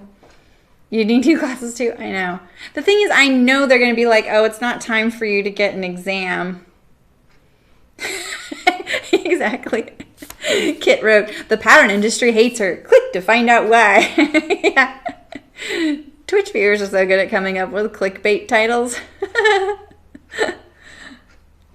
Yeah, I like, when I went into doing the stream a year ago, I felt a lot of regret that I hadn't done that 11 years or 12 years ago. And then I had to tell myself the world wasn't ready for that. They just weren't. And the thing is, like, right now someone could be like, that's a great idea. I'm going to do that. Someone that's like a silent viewer, go for it. Do it. But, I'm always worried that I'm going to steer you guys wrong, or I'm going to give you bad information. And then someone's going to be like, that's not how you do that. I'm always worried about that. But the thing is, I'm kind of like, oh, well, there's more ways to do something than, there's not just one way. All right, Megan, let's talk about your V-neck. So what's your V-neck on? What do you want your V-neck on? Is it a pullover shirt? V-necks are usually on knits, not wovens, correct? Because we did do that on that same t-shirt video. I drafted a V-neck, and it's easier than you think. Dozens of ways for all the things, right, Malin? Me too. I've been laughing at this one clickbait title, Malin, right now, because in everything like semi-local or fully local that I Google here, there is this one title, and it shows a picture of a cop arresting 2 girls, and they're like this, 2 white girls, and they're getting into the back seat of a car, and it says, this new driving, people in Chico hate this new driving law. And I'm like, what new driving law? No one's talked about anything here. And then they show this really, like provocative picture of young women getting arrested. Like, I'm not going to click that. And it's on every single thing I look at that's local. I'm like, is there a fire? I see that. Is this store open? I see that. And I'm like, I'm not clicking on it. Oh, that's awesome, Nancy. Yeah. Yeah, and it's hard. Like, coming up with a title is really hard. And I'll sometimes look back at a video. I'm like, that title is so lame, Sarah B. My titles are the way... my titles are just like my names for my products for chicken boots. Project bag. Needle case. So boring. You can think of this in 1,000 ways. So I'm going to tell you and click to find out why. Exactly. Oh, okay. So Megan, t-shirt. Okay, yeah, I did cover that in that t-shirt video, but it is really easy. So put your shirt on the fold, right? So your shirt's on the fold. Figure out where you want your V-neck. It's surprisingly not as low as you think compared to the scoop. And so like, let's look at this one on me. This one is probably about right here. And so like this V-neck on this is what? It's like, I can't really see. It's like 2 inches lower. My tattles are perfectly honest, exactly. 2 inches lower. I have a feeling that, yeah, well, let's just do it. So say it's 2. That seems like a lot. I'm going to do 1.5 because there's seam allowance on this as well. And then you're going to draw your line. Find your seam allowance right here. See your seam line. So here's my, that's the actual finished point of the shoulder right here, you know, like this. And then you can do a curved V, you know, like this. Or you can do a straight V like this. But I would do a combination of both. So I would do something more like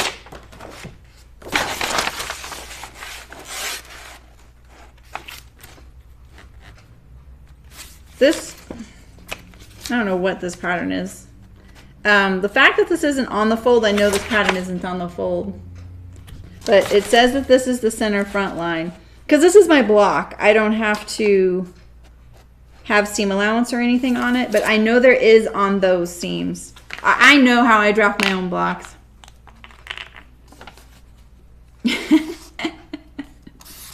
Right, kids? No, my problem is when my cat's sitting there on my lap, I'm like, I'm going to poke you, dude. You know, I'm like hand sewing or something. Okay, so let's say that 2-inch mark is here.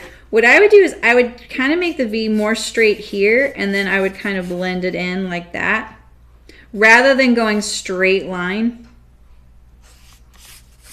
like that. Because I find like the curvature of the neck at the shoulder is still, you kind of want to maintain that, Megan. And then go there. And so if you're wanting the V-neck for the rib band, it's, let's see. Where did I put that? There's a few ways to sew a rib band in a V-neck.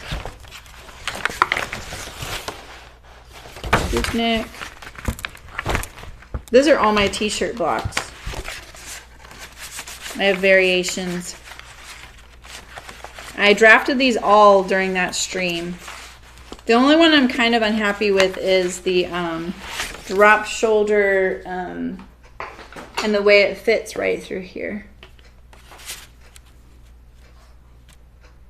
Yeah, right, Nancy? Yeah, you're pretty petite. So I could see like bringing in your necklines. Like you'll start getting, like once you get that one pattern where you're like, I like the neckline of this. This is a collared shirt, and the one I'm about to make is a collared shirt. You can use that one to compare and see where it's at, right? So just remember, like at the beginning of the stream, I kind of go over where the 0, point is on the pattern that you're trying to deal with, and I go over collar changes. So what, Megan? What's wow? So here, so this V-neck is how I drafted this. So in other words, this piece is on the fold like this, right? This is the fold edge, and it comes around the body. Look what I'll do for you here. Distort my pattern. It overlaps like this and gets sewn in, and that's your V-neck right there, right? So there's a few ways to do it. The other way to do it, all my pattern blocks, I did all those during that t-shirt stream. Check it out. So the other way to do it is when you have a seam right here with the V-neck. And so let's see how that would look. I'll just draw it out for you guys here. This pattern is on the fold. We'll ignore my hole punch there. Right, and so then we have this one over here. Yeah, because I did like a long sleeve, a short sleeve, a scoop neck, a V-neck, a drop shoulder, and then just a regular, like a feminine women's scoop neck t-shirt using the Monetta. All right, so here is this V-neck, right? And this is the kind that overlaps like this, and you sew the points all together on top of each other. I like this style. I really like the way it looks. You hardly ever see V-necks like it. So if you want it flat against the skin, and you're talking about so that it looks like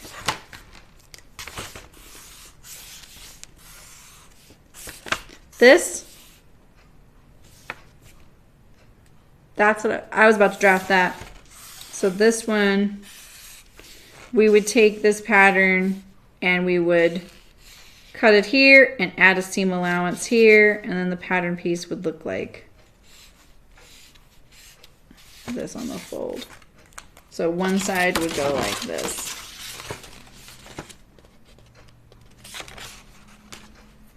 So let's say it's like this. And then we're going to add neck bands. Well, this is a neck band. Right? So say you want a seam down the center, your pattern piece is going to look more like that. And then what you do is you would sew, this side would look exactly like this, and you would sew them right sides together like this, and then you would fold it, you know, fold it into the, you have to clip this right here, clip that seam right there. And then your V would be lined up like that. Yeah.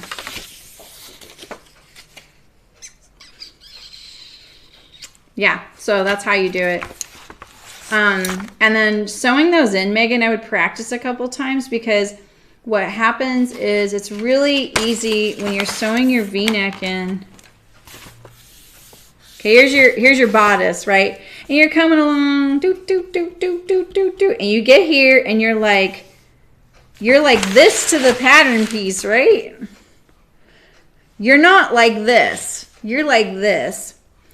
You don't know that this is the center, right? Like going straight down is the center. And sometimes what happens is you get right here and you're like, oh, that's the center. And you pivot right here and you try and go up the side. First of all, you just cut off all your seam allowance right there. So you need to maybe make a point to like know where the center and the pivot point is. Put a little like dab of something there, so that when you're coming along, so pivot, so. Because the V-neck, if you do it off center, like if you do it too early or too late, then your V-neck is a wonky. And it's tricky to sew. I have trouble sewing those for sure. I would practice to set yourself up to succeed. And you're going to have to clip that little spot right here as you pivot. Clip and then pivot. And then you can straighten out this piece and keep going around. So, yeah. Okay, so let's talk about darts a little bit. Let's see what we want to talk about with darts. Let's just go back to this.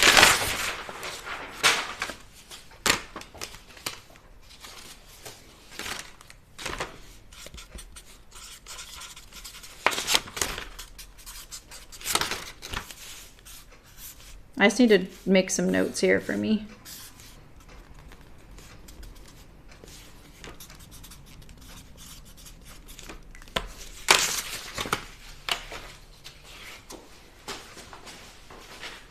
All right.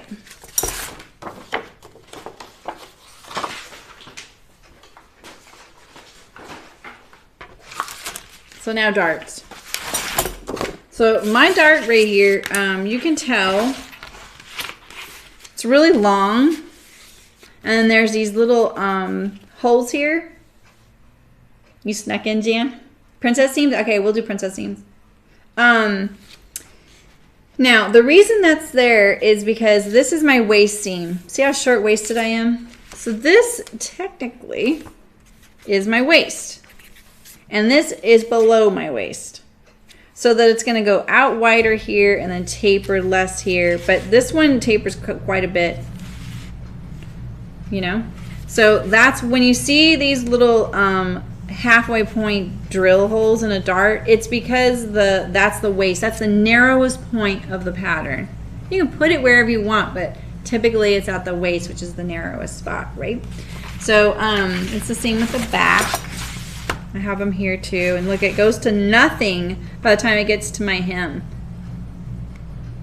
So also there's usually a notch here, right? We need this for the princess lines. Mine doesn't have it. This is a block in progress. I don't even think it's my final one. I think I have a better one somewhere. All right, so now if you want to pivot your darts, there's lots of places to put your darts. The other annoying thing about this is I did exactly what I hate, and this should be how we're looking at it. And I'm sorry it's facing this way because it looks like a back piece. This is the back. This is the front. So now right now this pattern is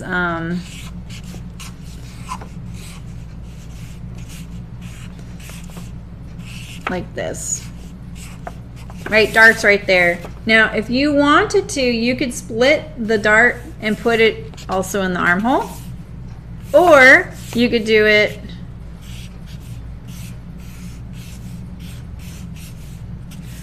you could do it here and here.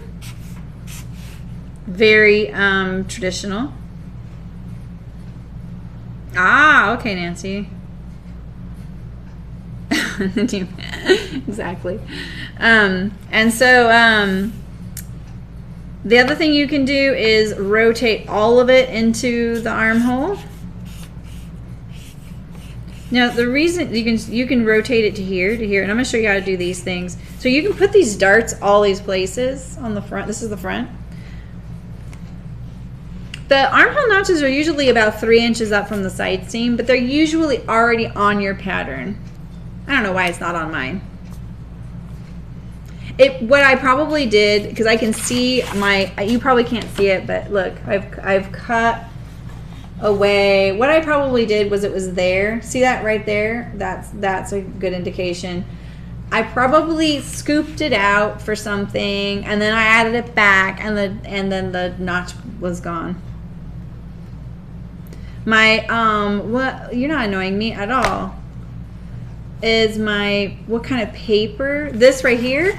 This is called what do you guys call it? Oak tag.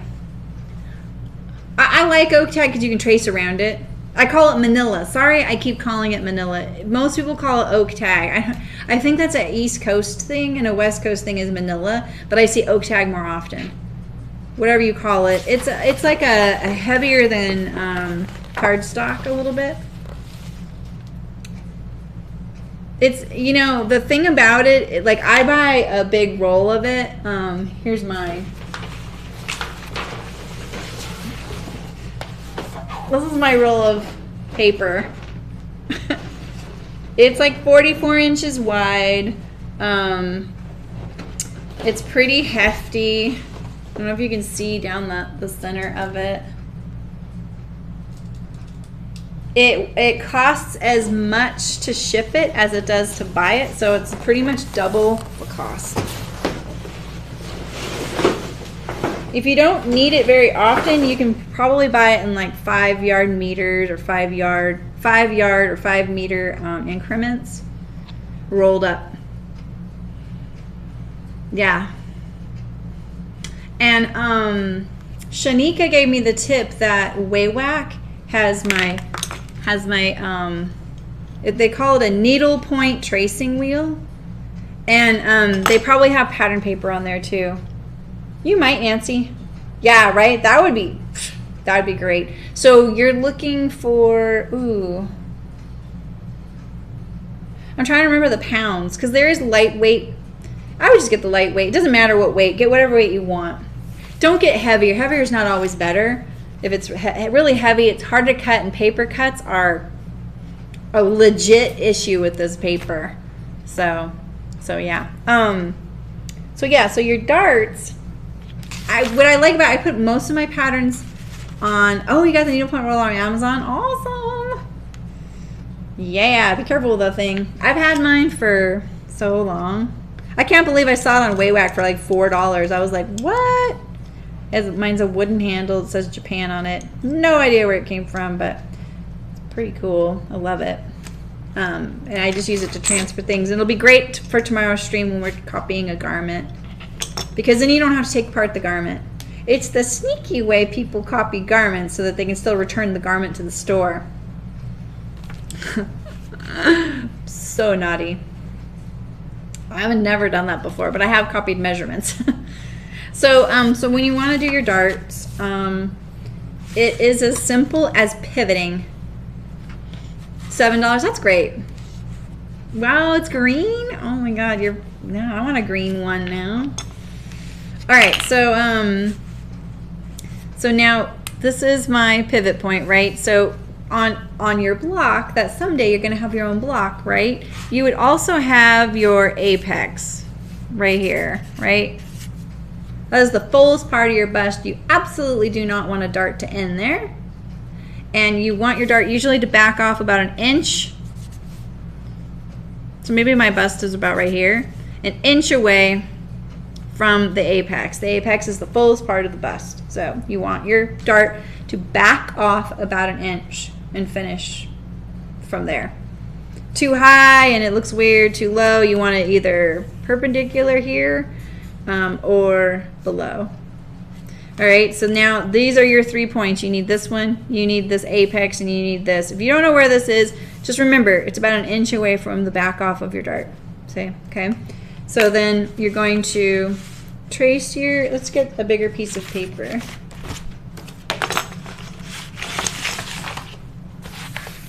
This paper right here, I don't recommend using for pattern paper. It's too expensive. This is the pattern paper from my plotter, because I actually have a wide format printer in the closet that I'm kind of embarrassed about, that I haven't set up since I moved here. I wish I knew someone to do that for me.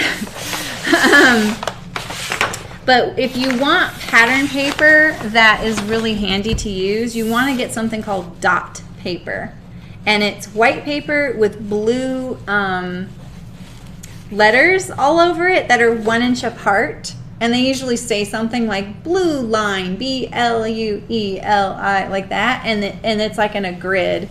Let me see, do I have any? Let me just look at my pattern rack and see if I have a piece of dot paper. I doubt it though, let's see. It would be old. No.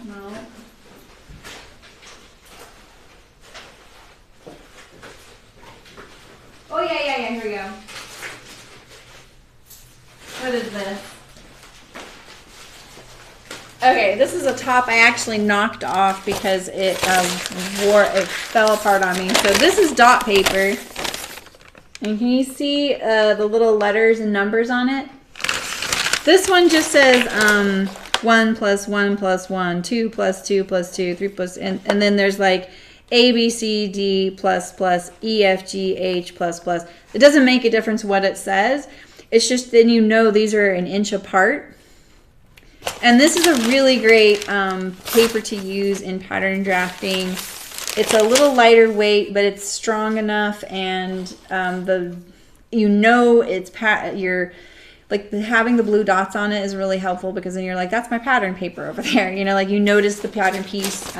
It's not just white paper sitting there, you know, like from your printer. And it comes in different widths. And just so you know, the oak tag comes in different colors as well. You can get a salmon color, a green color, blue, yellow. I don't recommend the yellow. It's too close to the oak tag. I think that's it. Some of the oak tag is salmon on one color side and then the manila color on the other side.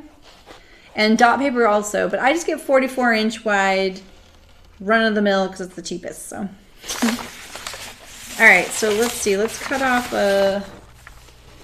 Maybe I'll just use this piece that's cut off. I'm trying to go through my scraps anyway. And I think this piece is big enough. These are all the pieces that are from my PDF plots that I have printed. I just cut them off and use them for pattern paper because this is exactly what my roll is. All right, so we're gonna pivot the dart. So you definitely need to trace your shoulder and your center front, okay? And then a little bit of your waist right here, right? And so now we'll use, let's see, so usually if you want to pivot the dart, let's say to the shoulder, or the armhole, you're gonna trace all the way up to that point right there, all the way up to this point here. And then you're going to open it up. So you're gonna close the dart here and open it up there, like this. And you might experiment with how drastic your dart is. You could just do the, you also need to do that. You need to like mark the dart end. Sorry, I have not talked about darts in so long. I'm trying to remember how to do this properly. So you could look at pivoting it here, but I usually pivot the dart close like this. Let's see, let's see if I can see the difference. So here's my waist. And if I pivot to there, that goes there. Okay, and if I pivot here like this, it goes here. Huh, okay. Yeah, so it's a little bit smaller down there. So you might want to pivot it at the waist. Mine's kind of weird right here. This is a lot. Depends on what you're doing for your style, right? So then you're opening it up at the top. So here we go. So we're going to close our dart, close the waist, like that. And you're going to continue drawing now, like this. All right. So now you have your new waist right here, and you have this right here. And you need your apex. I need my awl.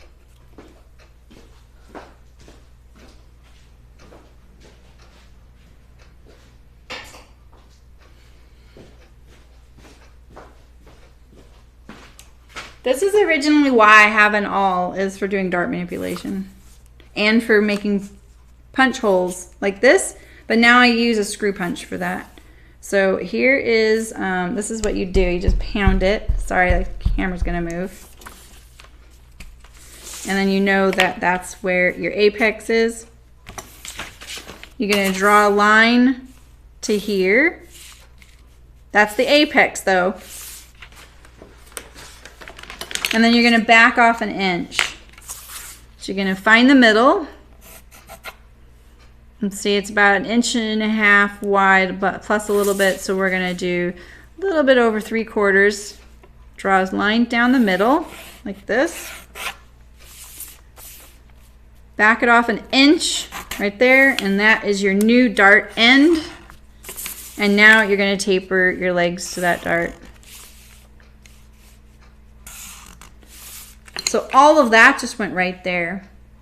And so now you need to find the shape of the dart legs.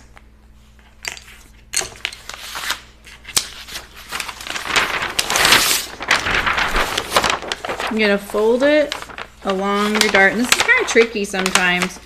Try not to fold past the point right there, because it'll behave a little better. And now you're gonna close your dart the best you can.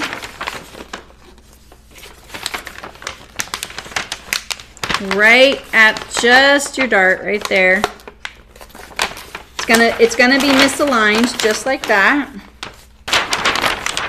You use your tracing wheel, and we're gonna blend in this line like this.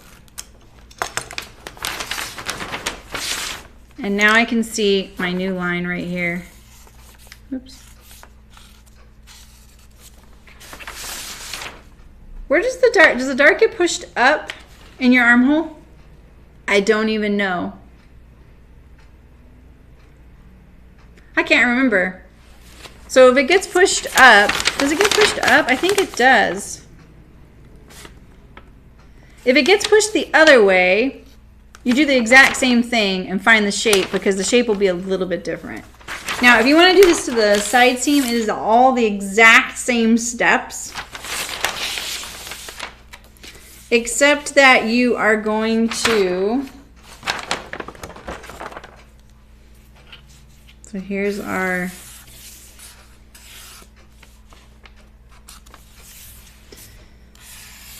okay, so where do we go here?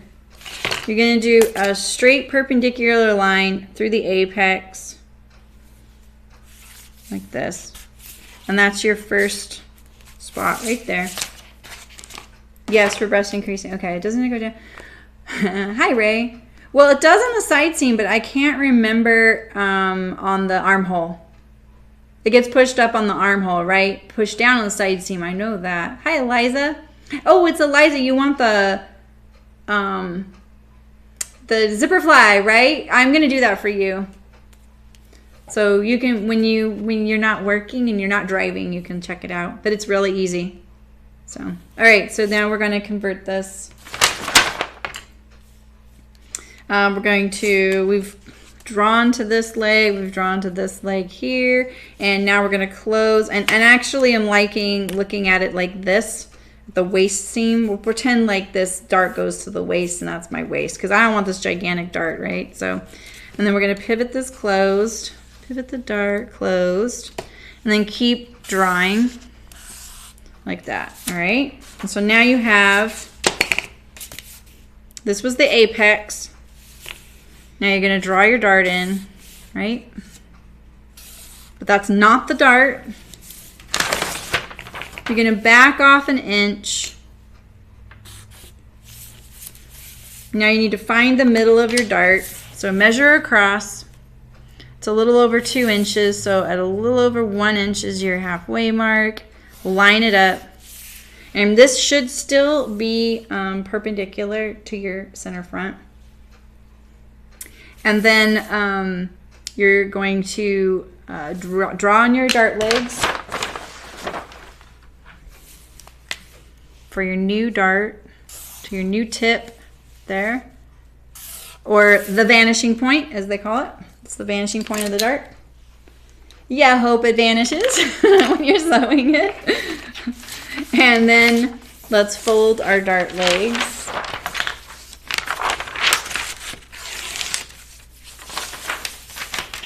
We know it goes down, so we're going to start with the folding on the bottom leg. So just fold it, if you can, only to the vanishing point on your new dart leg right there. Only reason I say don't go past is that it's really hard to get this folding correct when it wants to already crease that way. So you just try and do as best you can here. I've definitely sewn these before. All right, and there you go. And then my line is pretty lined up still, but we're going to kind of blend it out like that.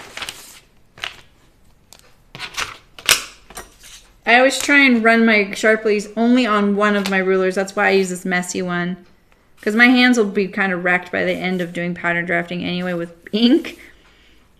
Okay, and then that is your new dart leg, and yeah, and the dart gets pushed down. So, so now there's another little trick with darts for sewing and marking that I might not tell you actually, because it's just going to confuse you. That's not going to just confuse you. I don't mean to say it that way, but you don't actually really need this. But what I do usually is I mark my dart 1/4 inch into the dart like this. So I usually have 2 points. I have this one and I have this one. And this is the one, this 1/4 inch away from the vanishing point. That's the one I mark on my garment when I'm tracing out my garment onto fabric. And that's because sometimes I trace with ink, and that's what they do in the garment industry. Or even more, they drill with a hole. all the way through all of the fabrics. So now start looking at some of your wovens. I know we don't have a whole lot of ready-to-wear wovens in our wardrobe, but if you look and you look at the darts, sometimes you'll see a hole right before the end of the vanishing point. And the reason you do it a 1/4 inch away, obviously, is because you wouldn't want to finish your sewing at a hole. And this way you can just mark it with pencil, pen, ink, whatever you want. And then you just sew right past a 1/4 inch. You just know that. So that's my little tip. If you were going to sew a lot of the exact same thing, you know, which I've done, it is helpful to have that little, you would just do all of them at once. So that's my little tip. All right, so now you know how to move your darts, right? So let's do some princess seams. Because princess seams are so good, you know? I've gone through all my scrap paper finally.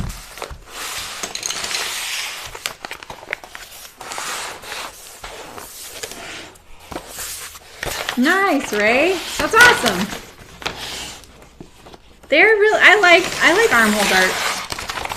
They're not as common as like side seam darts, but they really vanish in the armhole, and I really like. You drill your dress darts too? Yeah, see? I do too. When you guys aren't looking, I do. All right, so we're gonna make princess seams.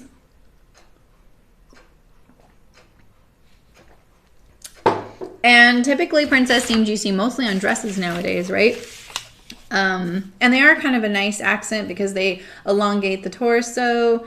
You don't have the issue with darts ending near your bust, and then you have those little puckers at the end of your darts, or maybe you want it to be really fitted. Maybe you want the look of the princess seam. One of my favorite silhouettes is like a little dress that, you know, is something like this. Oh, that was bad. And, you know, it goes like this. Oh, God, this is such a bad sketch. We'll put flutter sleeves on it. We'll put a little Peter Pan collar. But something like that, a little longer. But I really like princess seams. I like dumb jokes. Okay, but sometimes they go over my head. Okay, so so you want to make princess seams, right? So we're going to, so there's two styles of princess seams. One where they go to the armhole, which I like the look of better, and then the other kind that goes through the shoulder, like that. So there's that one, and there's this one.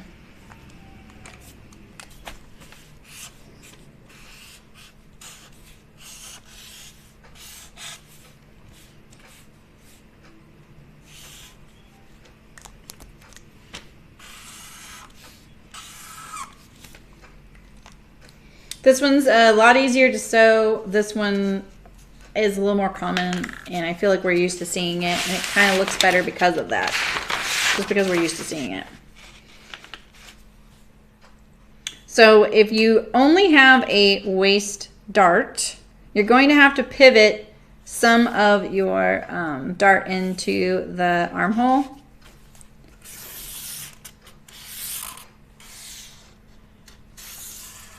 All right, so we'll pivot about half of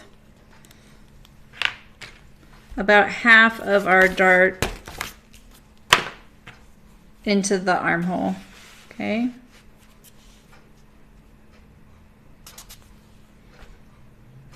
Yeah, like that. Okay. And then the other half we'll leave down here. So now we have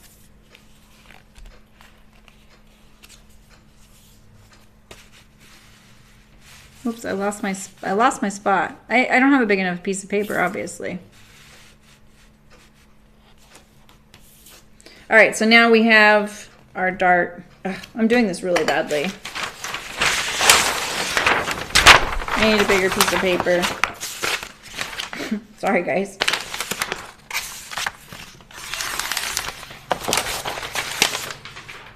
But this is is why I didn't want to use this side of the paper, because it's curly.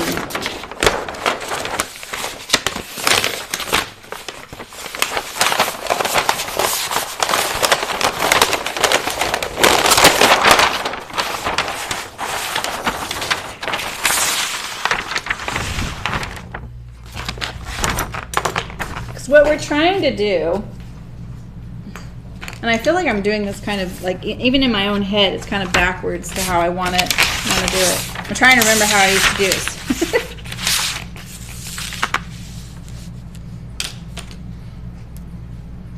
What we're trying to do is we're going to create two pieces. One that looks like this, and one that looks like this. Bad drawing aside. And so there's our dart, and there's our dart, and there's our apex over there, right? I just drew a Wednesday Addams joke dress, exactly. Yeah, I mean, or the Gasleys. That's actually what popped in my head, was the Gasleys. Do you know that fabric line by Edward Gorey and Alexander Henry? I don't know why I'm having trouble. Let me do this in pencil first this time. Let's do here, here, here. We need this.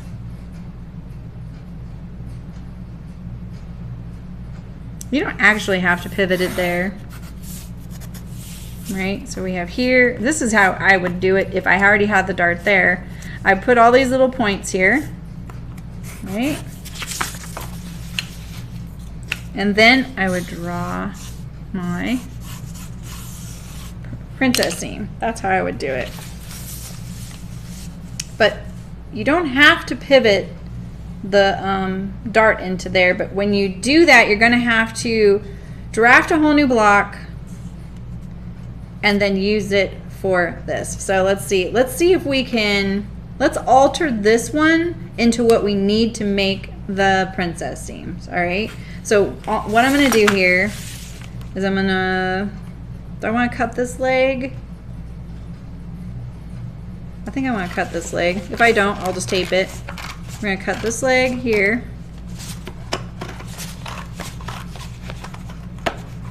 And I have to go to my apex, almost to my apex, and then we're gonna go a line here, almost to the apex like that. And we're gonna pivot out about half of the dart like this. Okay, so now I have, I'll tape this and I'll show you guys. So now my dart looks like this. Here's my dart. Here's my dart. On the bottom, right? It's half the size. It's right there. And then I added a dart here, right? I'm just putting the green line next to my slit. You can see the dart, right? Now I'm ready to make my princess line bodice. So we'll draw one here.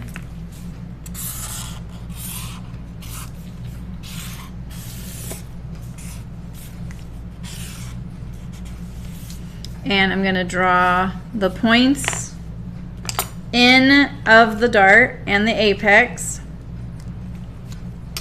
Kind of like connect the dots, you know what I mean?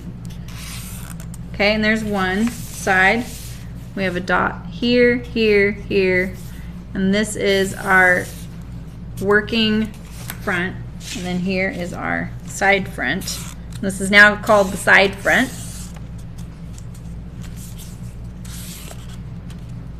And you're going to do the other side of the dart, not this side, this side.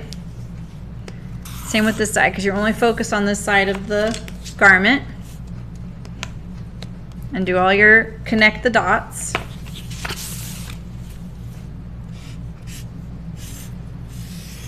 Like that, okay? So now you have that one, which is really misshapen. And you're going to blend in these lines here. Like this. And remember, this edge right now has no seam allowance. All my other edges do because I happen to know that. Hard mode, connect the dots. Absolutely. Yeah. So now I need to add my seam allowance to it.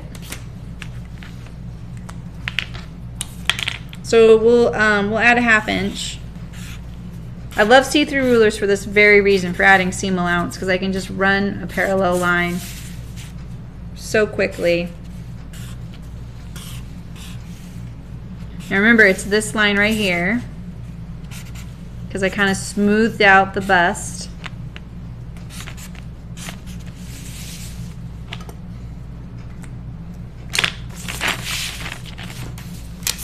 And so princess seams have a few different variations where sometimes they go right over the apex or they go right off to the side. My goal is usually off to the side. So this is going to be a little bit close to that.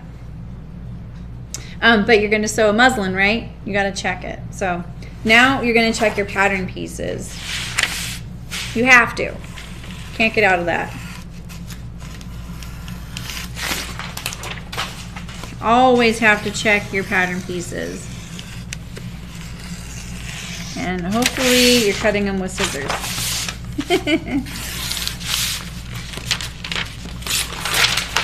I hardly ever use my rotary knife for cutting out patterns. I never do, actually. Ever. Alright, so now we have our side front and our center front. And you're going to walk the pattern. There's two ways you're going to do this. You're going to walk the pattern along the seam line, not the edge. Don't line it up along the cut edge. Don't measure the cut edge. You need to walk it along the seam line because that is where the lining up happens. So make sure you line it up right here at the seam line and then walk it around. I can see my nice heavy green line under there. I don't usually draft with Sharpies. I draft with pencils. But I do a heavy lead, and I can see my seam underneath, but mostly I'm focused on it being a 1/2 inch away from the edge. And I just walk it along till I get to this point here. And then I'm going to mark it on the back of the pattern where this one ended. Why is that so far away? I'm going by this green line right now. I don't know why that's so far right there. That looks bigger than a 1/2 inch. Alright, and so this is the line that I marked. So now I need to kind of blend this in a little bit. So my new line is more like this. Okay, now the last step is I want to make sure these junctures blend in really nicely. So overlap them a 1/2 inch for a little bit, a few inches, and make sure that your armhole is a nice smooth line still. Looks good. And same with down here. Overlap it at the seam line, and down here we have more of an angle happening right here. Now I don't care about these little wings right here because that's seam allowance, but I am looking at this. See how I have a point here? I don't really like a point. And with a dart, you're trying to also, true the seam where the dart finishes at the base, the dart legs, so that you have a nice smooth waistline, right? It's the same here. So I can elect to either lengthen this whole line to meet this point here, or I can shorten it. It just depends on what I know the pattern can bear. So let's look at that, and I'm going to look at this right side up before I trim it, because I don't really want to trim too much because then I'm just going to be in the boat of adding back. I feel like that might be a little too much. So let's see, let's look at the design a little bit. Maybe I'll back it off a little bit lower, be a little less aggressive, like that. And now when this is sewn, it's going to be a nice smooth transition. When this is sewn, it's going to be a nice smooth transition. And now you have a princess seam bodice with a pointy boob. I'm pretty busty, so my blocks tend to be pretty curvy that way. So And there's my old apex right there. What is that? Ah, thanks, Christoph. Thanks for subscribing. There's my old apex right there. This was the end of that first dart, and then this was the end of the other dart, right? So we are about 1/4 inch away from the apex. It's a little close. So now you have your princessine bodice going into the armhole. Woo! All right, so it's the same exact process going through the shoulder line. Just want to pick about a middle point on your shoulder for that. And you can see my dart is pretty far over on this. So I'd probably check. Maybe I would actually make it right here. I'm not a big fan of them going through the shoulders, but that is a really valid pattern drafting spot. You know, the classic patterns were always drafted with an elbow dart in the sleeve, always. In fact, when I went through school, all sleeves had elbow darts, and that would be your block, because this is how you hold your body, right? You don't hold it like this. You don't usually stand like this. You usually stand like this. And so there is this little bit of articulation happening in the sleeve. And also, even if you do stand with your arms down like this, your hands cant forward a little bit. So you would need a little less fabric here, and there would be a dart. Yeah, elbow darts are really awesome. They're very underrated. You just don't see them because we're just not used to it anymore. Knits really changed the way we feel in clothes and what we expect from clothes and how we want them to fit. And so we're always trying to force wovens into feeling like knits. So we like take away all the shaping, thinking, oh, looser and looser and looser, right? But at the same time, like, the closer something fits and the more tailored it is, the more comfortable it is, and then you don't really notice that you're not wearing a knit anymore. That's why I'm saying, like, closer armholes, don't go bigger all the time, you know? So the other thing was they always had a back shoulder dart, which you probably knew that one. You've probably seen that occasionally, is a back shoulder dart. Yeah, back shoulder dart, exactly. And occasionally I'll see them on Colette patterns. They do a lot of classic style pattern drafting. So let's see. Let's do the zipper fly so I don't forget to do that for Eliza. I'm pretty sure it's Eliza who wanted that. And then I'll see what else you guys want. What time is it? Yeah, and then we'll be kind of close to usually how long I like to use. All right, so she would like, I'll use this. She would like to take her pants that are a side zipper and make them into a center front zipper fly. I don't know her measurements of her zipper or anything like that. I just know that putting a zipper fly in the center front is really easy. So let me find, do I have pant patterns? I'll just maybe, oh, I know what I have. I have these little miniature blocks. Perfect, perfect, perfect. All right.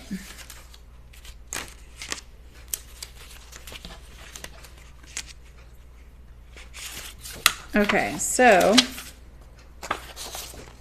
no, I don't want to use, I hate using miniatures.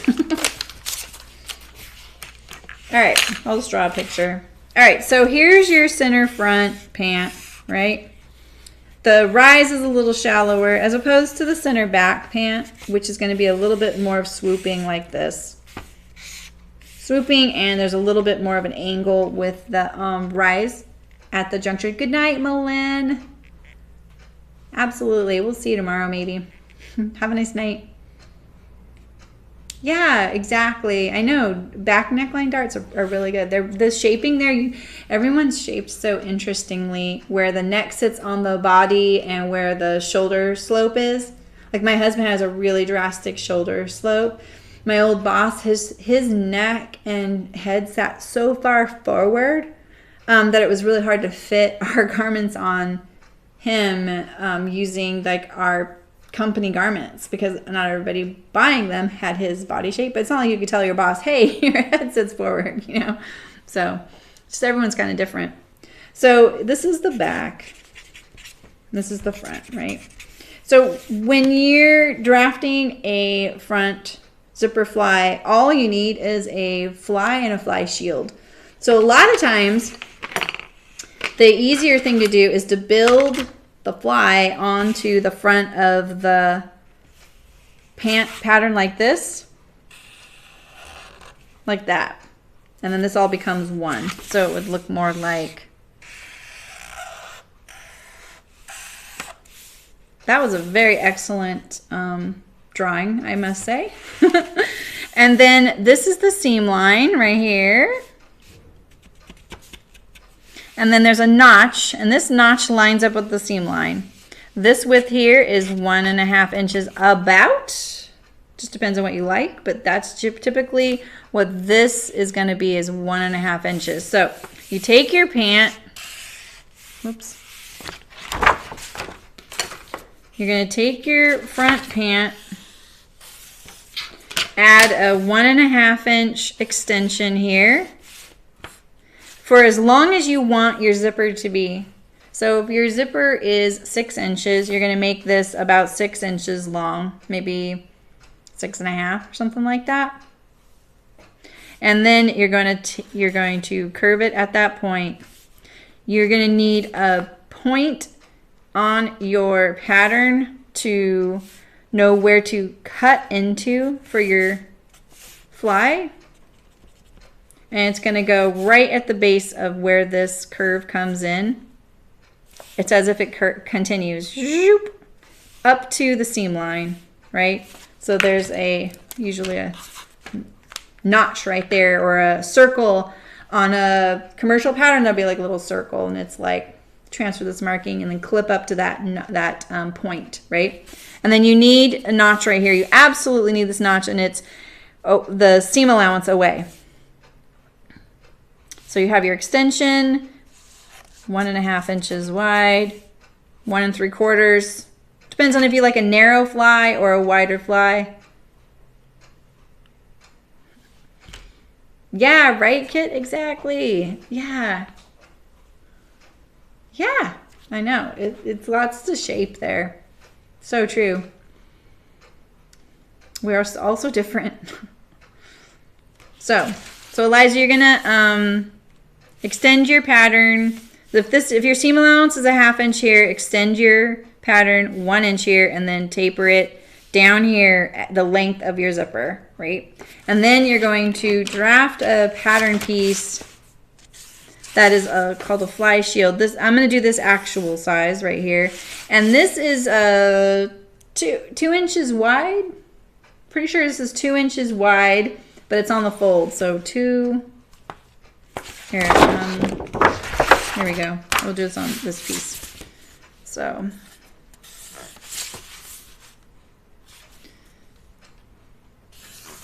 So 2 inches,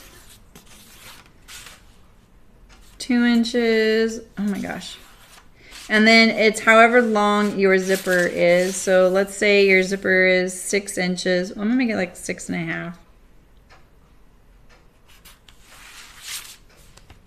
Is this right? We'll just put a little bit of a shape here.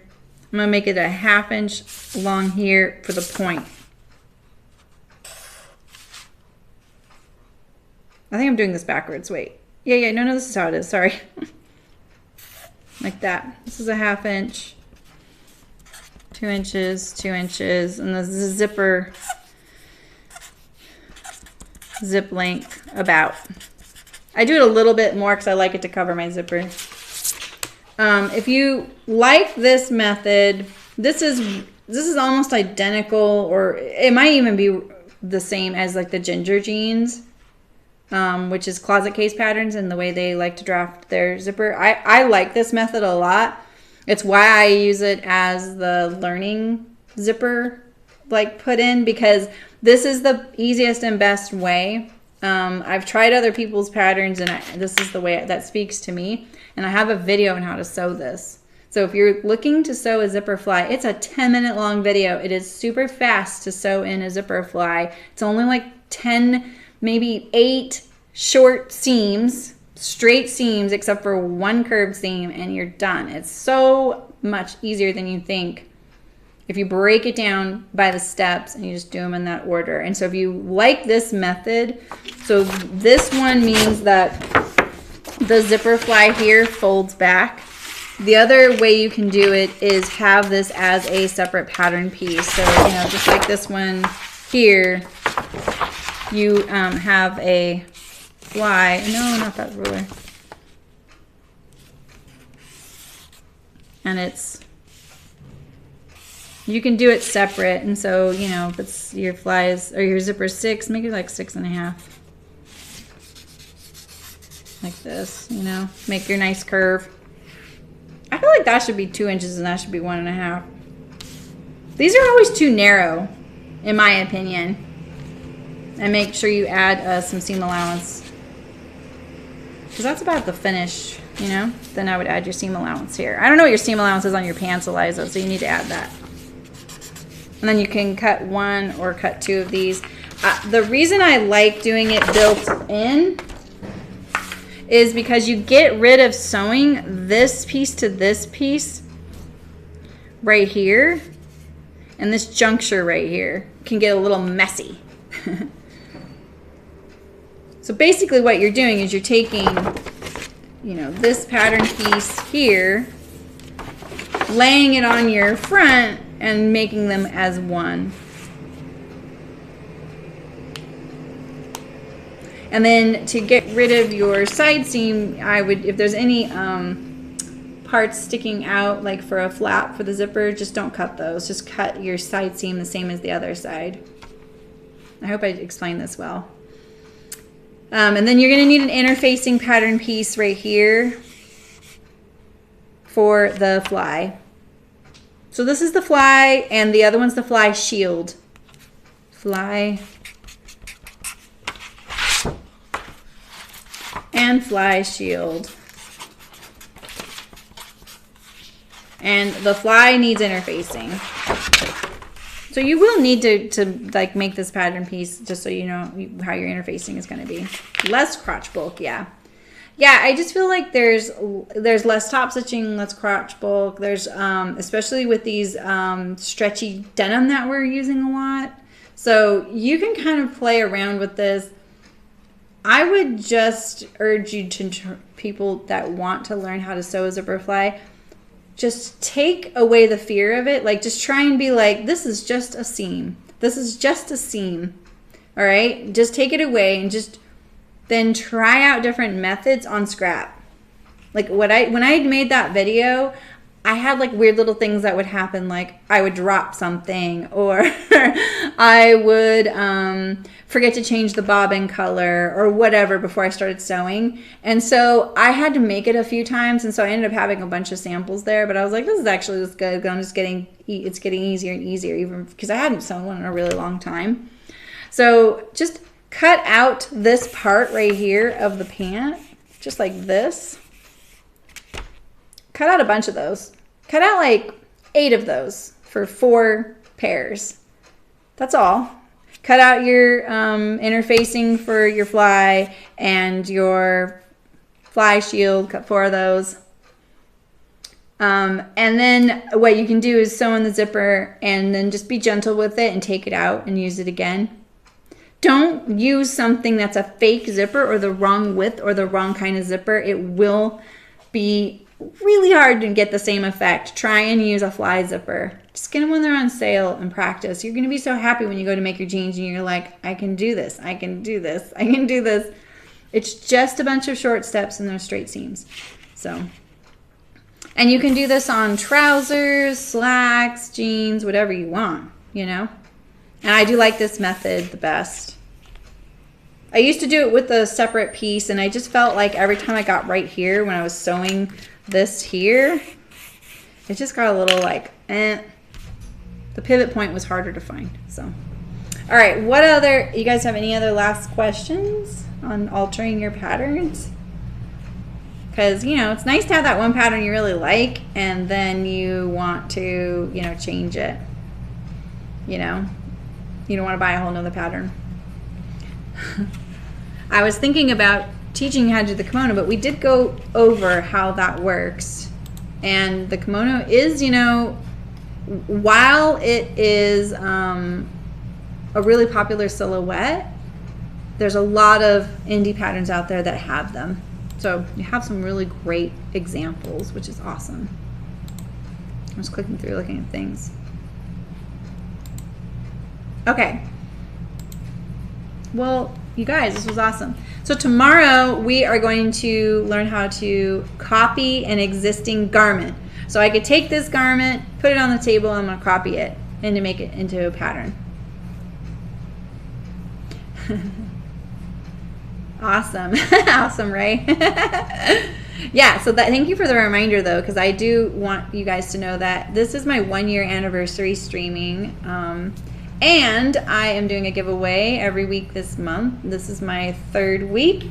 This week we have, it looks like a small little pile, but it all adds up to lots of good stuff here. So we have this really great tape that I've been having fun. I've been putting it everywhere. It's 12-inch increments, and you know, I've got it right there. The Sasha trouser patterns. This is Closet Case. I'll bet the fly is really similar to how we just drafted it.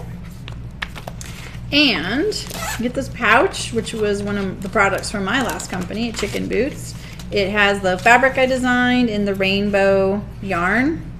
That's available on Spoonflower actually. And then the unicorn print. I did not design the unicorn print. It's cotton steel. You get some really nice Microtex sharp needles. These are really great for top stitching and doing some nice sewing. A clover seam ripper is one I use. An enamel pin from Hearts Fabric with a tomato pin cushion. And you're gonna get all you need to do rivets and a button for jeans.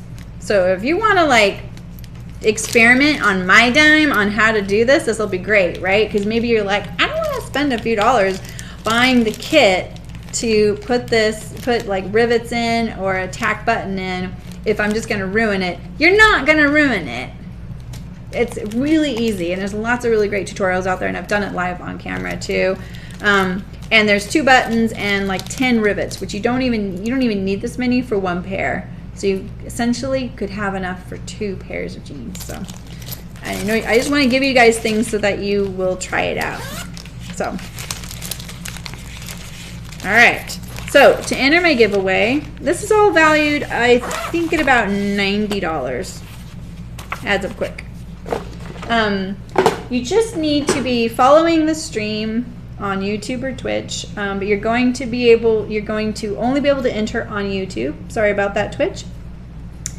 You are going to like the video. I'm trying to remember all the rules. And then comment in the video description, not in the chat, but in the video description. This week I'm asking what would be one of your like loftiest sewing aspirations, something you want to learn, a technique you want, or if you just achieved your sewing aspiration, I want to hear about that too. Or something you want to learn how to do, something you would love to sew one day. Maybe you're just looking for that ideal pattern, you still haven't seen it. I saw someone wants a red cape, like Little Red Riding Hood. I love that. So stuff like that. I haven't looked at all of them yet, but sometimes it pops up on my phone. I'm like, shoot, I'm getting a sneak peek. So I like to sit there on Sunday, read through them all. Last week I had a big bowl of watermelon and some jasmine green tea, iced tea, and I sat there reading them all. It was really fun. And I watched a Fortnite tournament. It was great. That's my life. So if you want to enter to win, and then I'll mail that to you, watch the comments. Afterwards, I will be picking a winner on Sunday or Monday, and then I'll be commenting to you on your comment if you won. And you need to pay attention to that notification on your phone or in your email or whatever, so that you can email me and tell me your address. Because we missed our first week and she saw it after, but it had been a few days. So we'll pick a backup winner, but I really like the original person to get it. So please feel free to enter to win. Thank you so much for being here. Thanks so much for all the donations and the Patreon subscriptions. I really appreciate it. It makes me feel so good. My name is Sarah. This is So Live. You can find me on Instagram, same name. What else? I can't see what that is. Thanks for subscribing, Julie. I have like a different window up right now. I love that little corgi. So cute. All right, well, have a great day, you guys. I hope I covered a lot of the pattern things. I feel like this might just get the wheels spinning. I want you to try stuff, you guys. Try stuff. You got your needle sharp giveaway yesterday. You're welcome. I know, but it's really fun. Time to rewind, Eileen. Yeah, so I love doing this. I'm really glad you're here, and I really appreciate it. So I'm hoping that this is a permanent thing. But this year went by quick. We just passed our 100th upload. You know, it's going by fast. So I think I got the video set up pretty good nowadays too.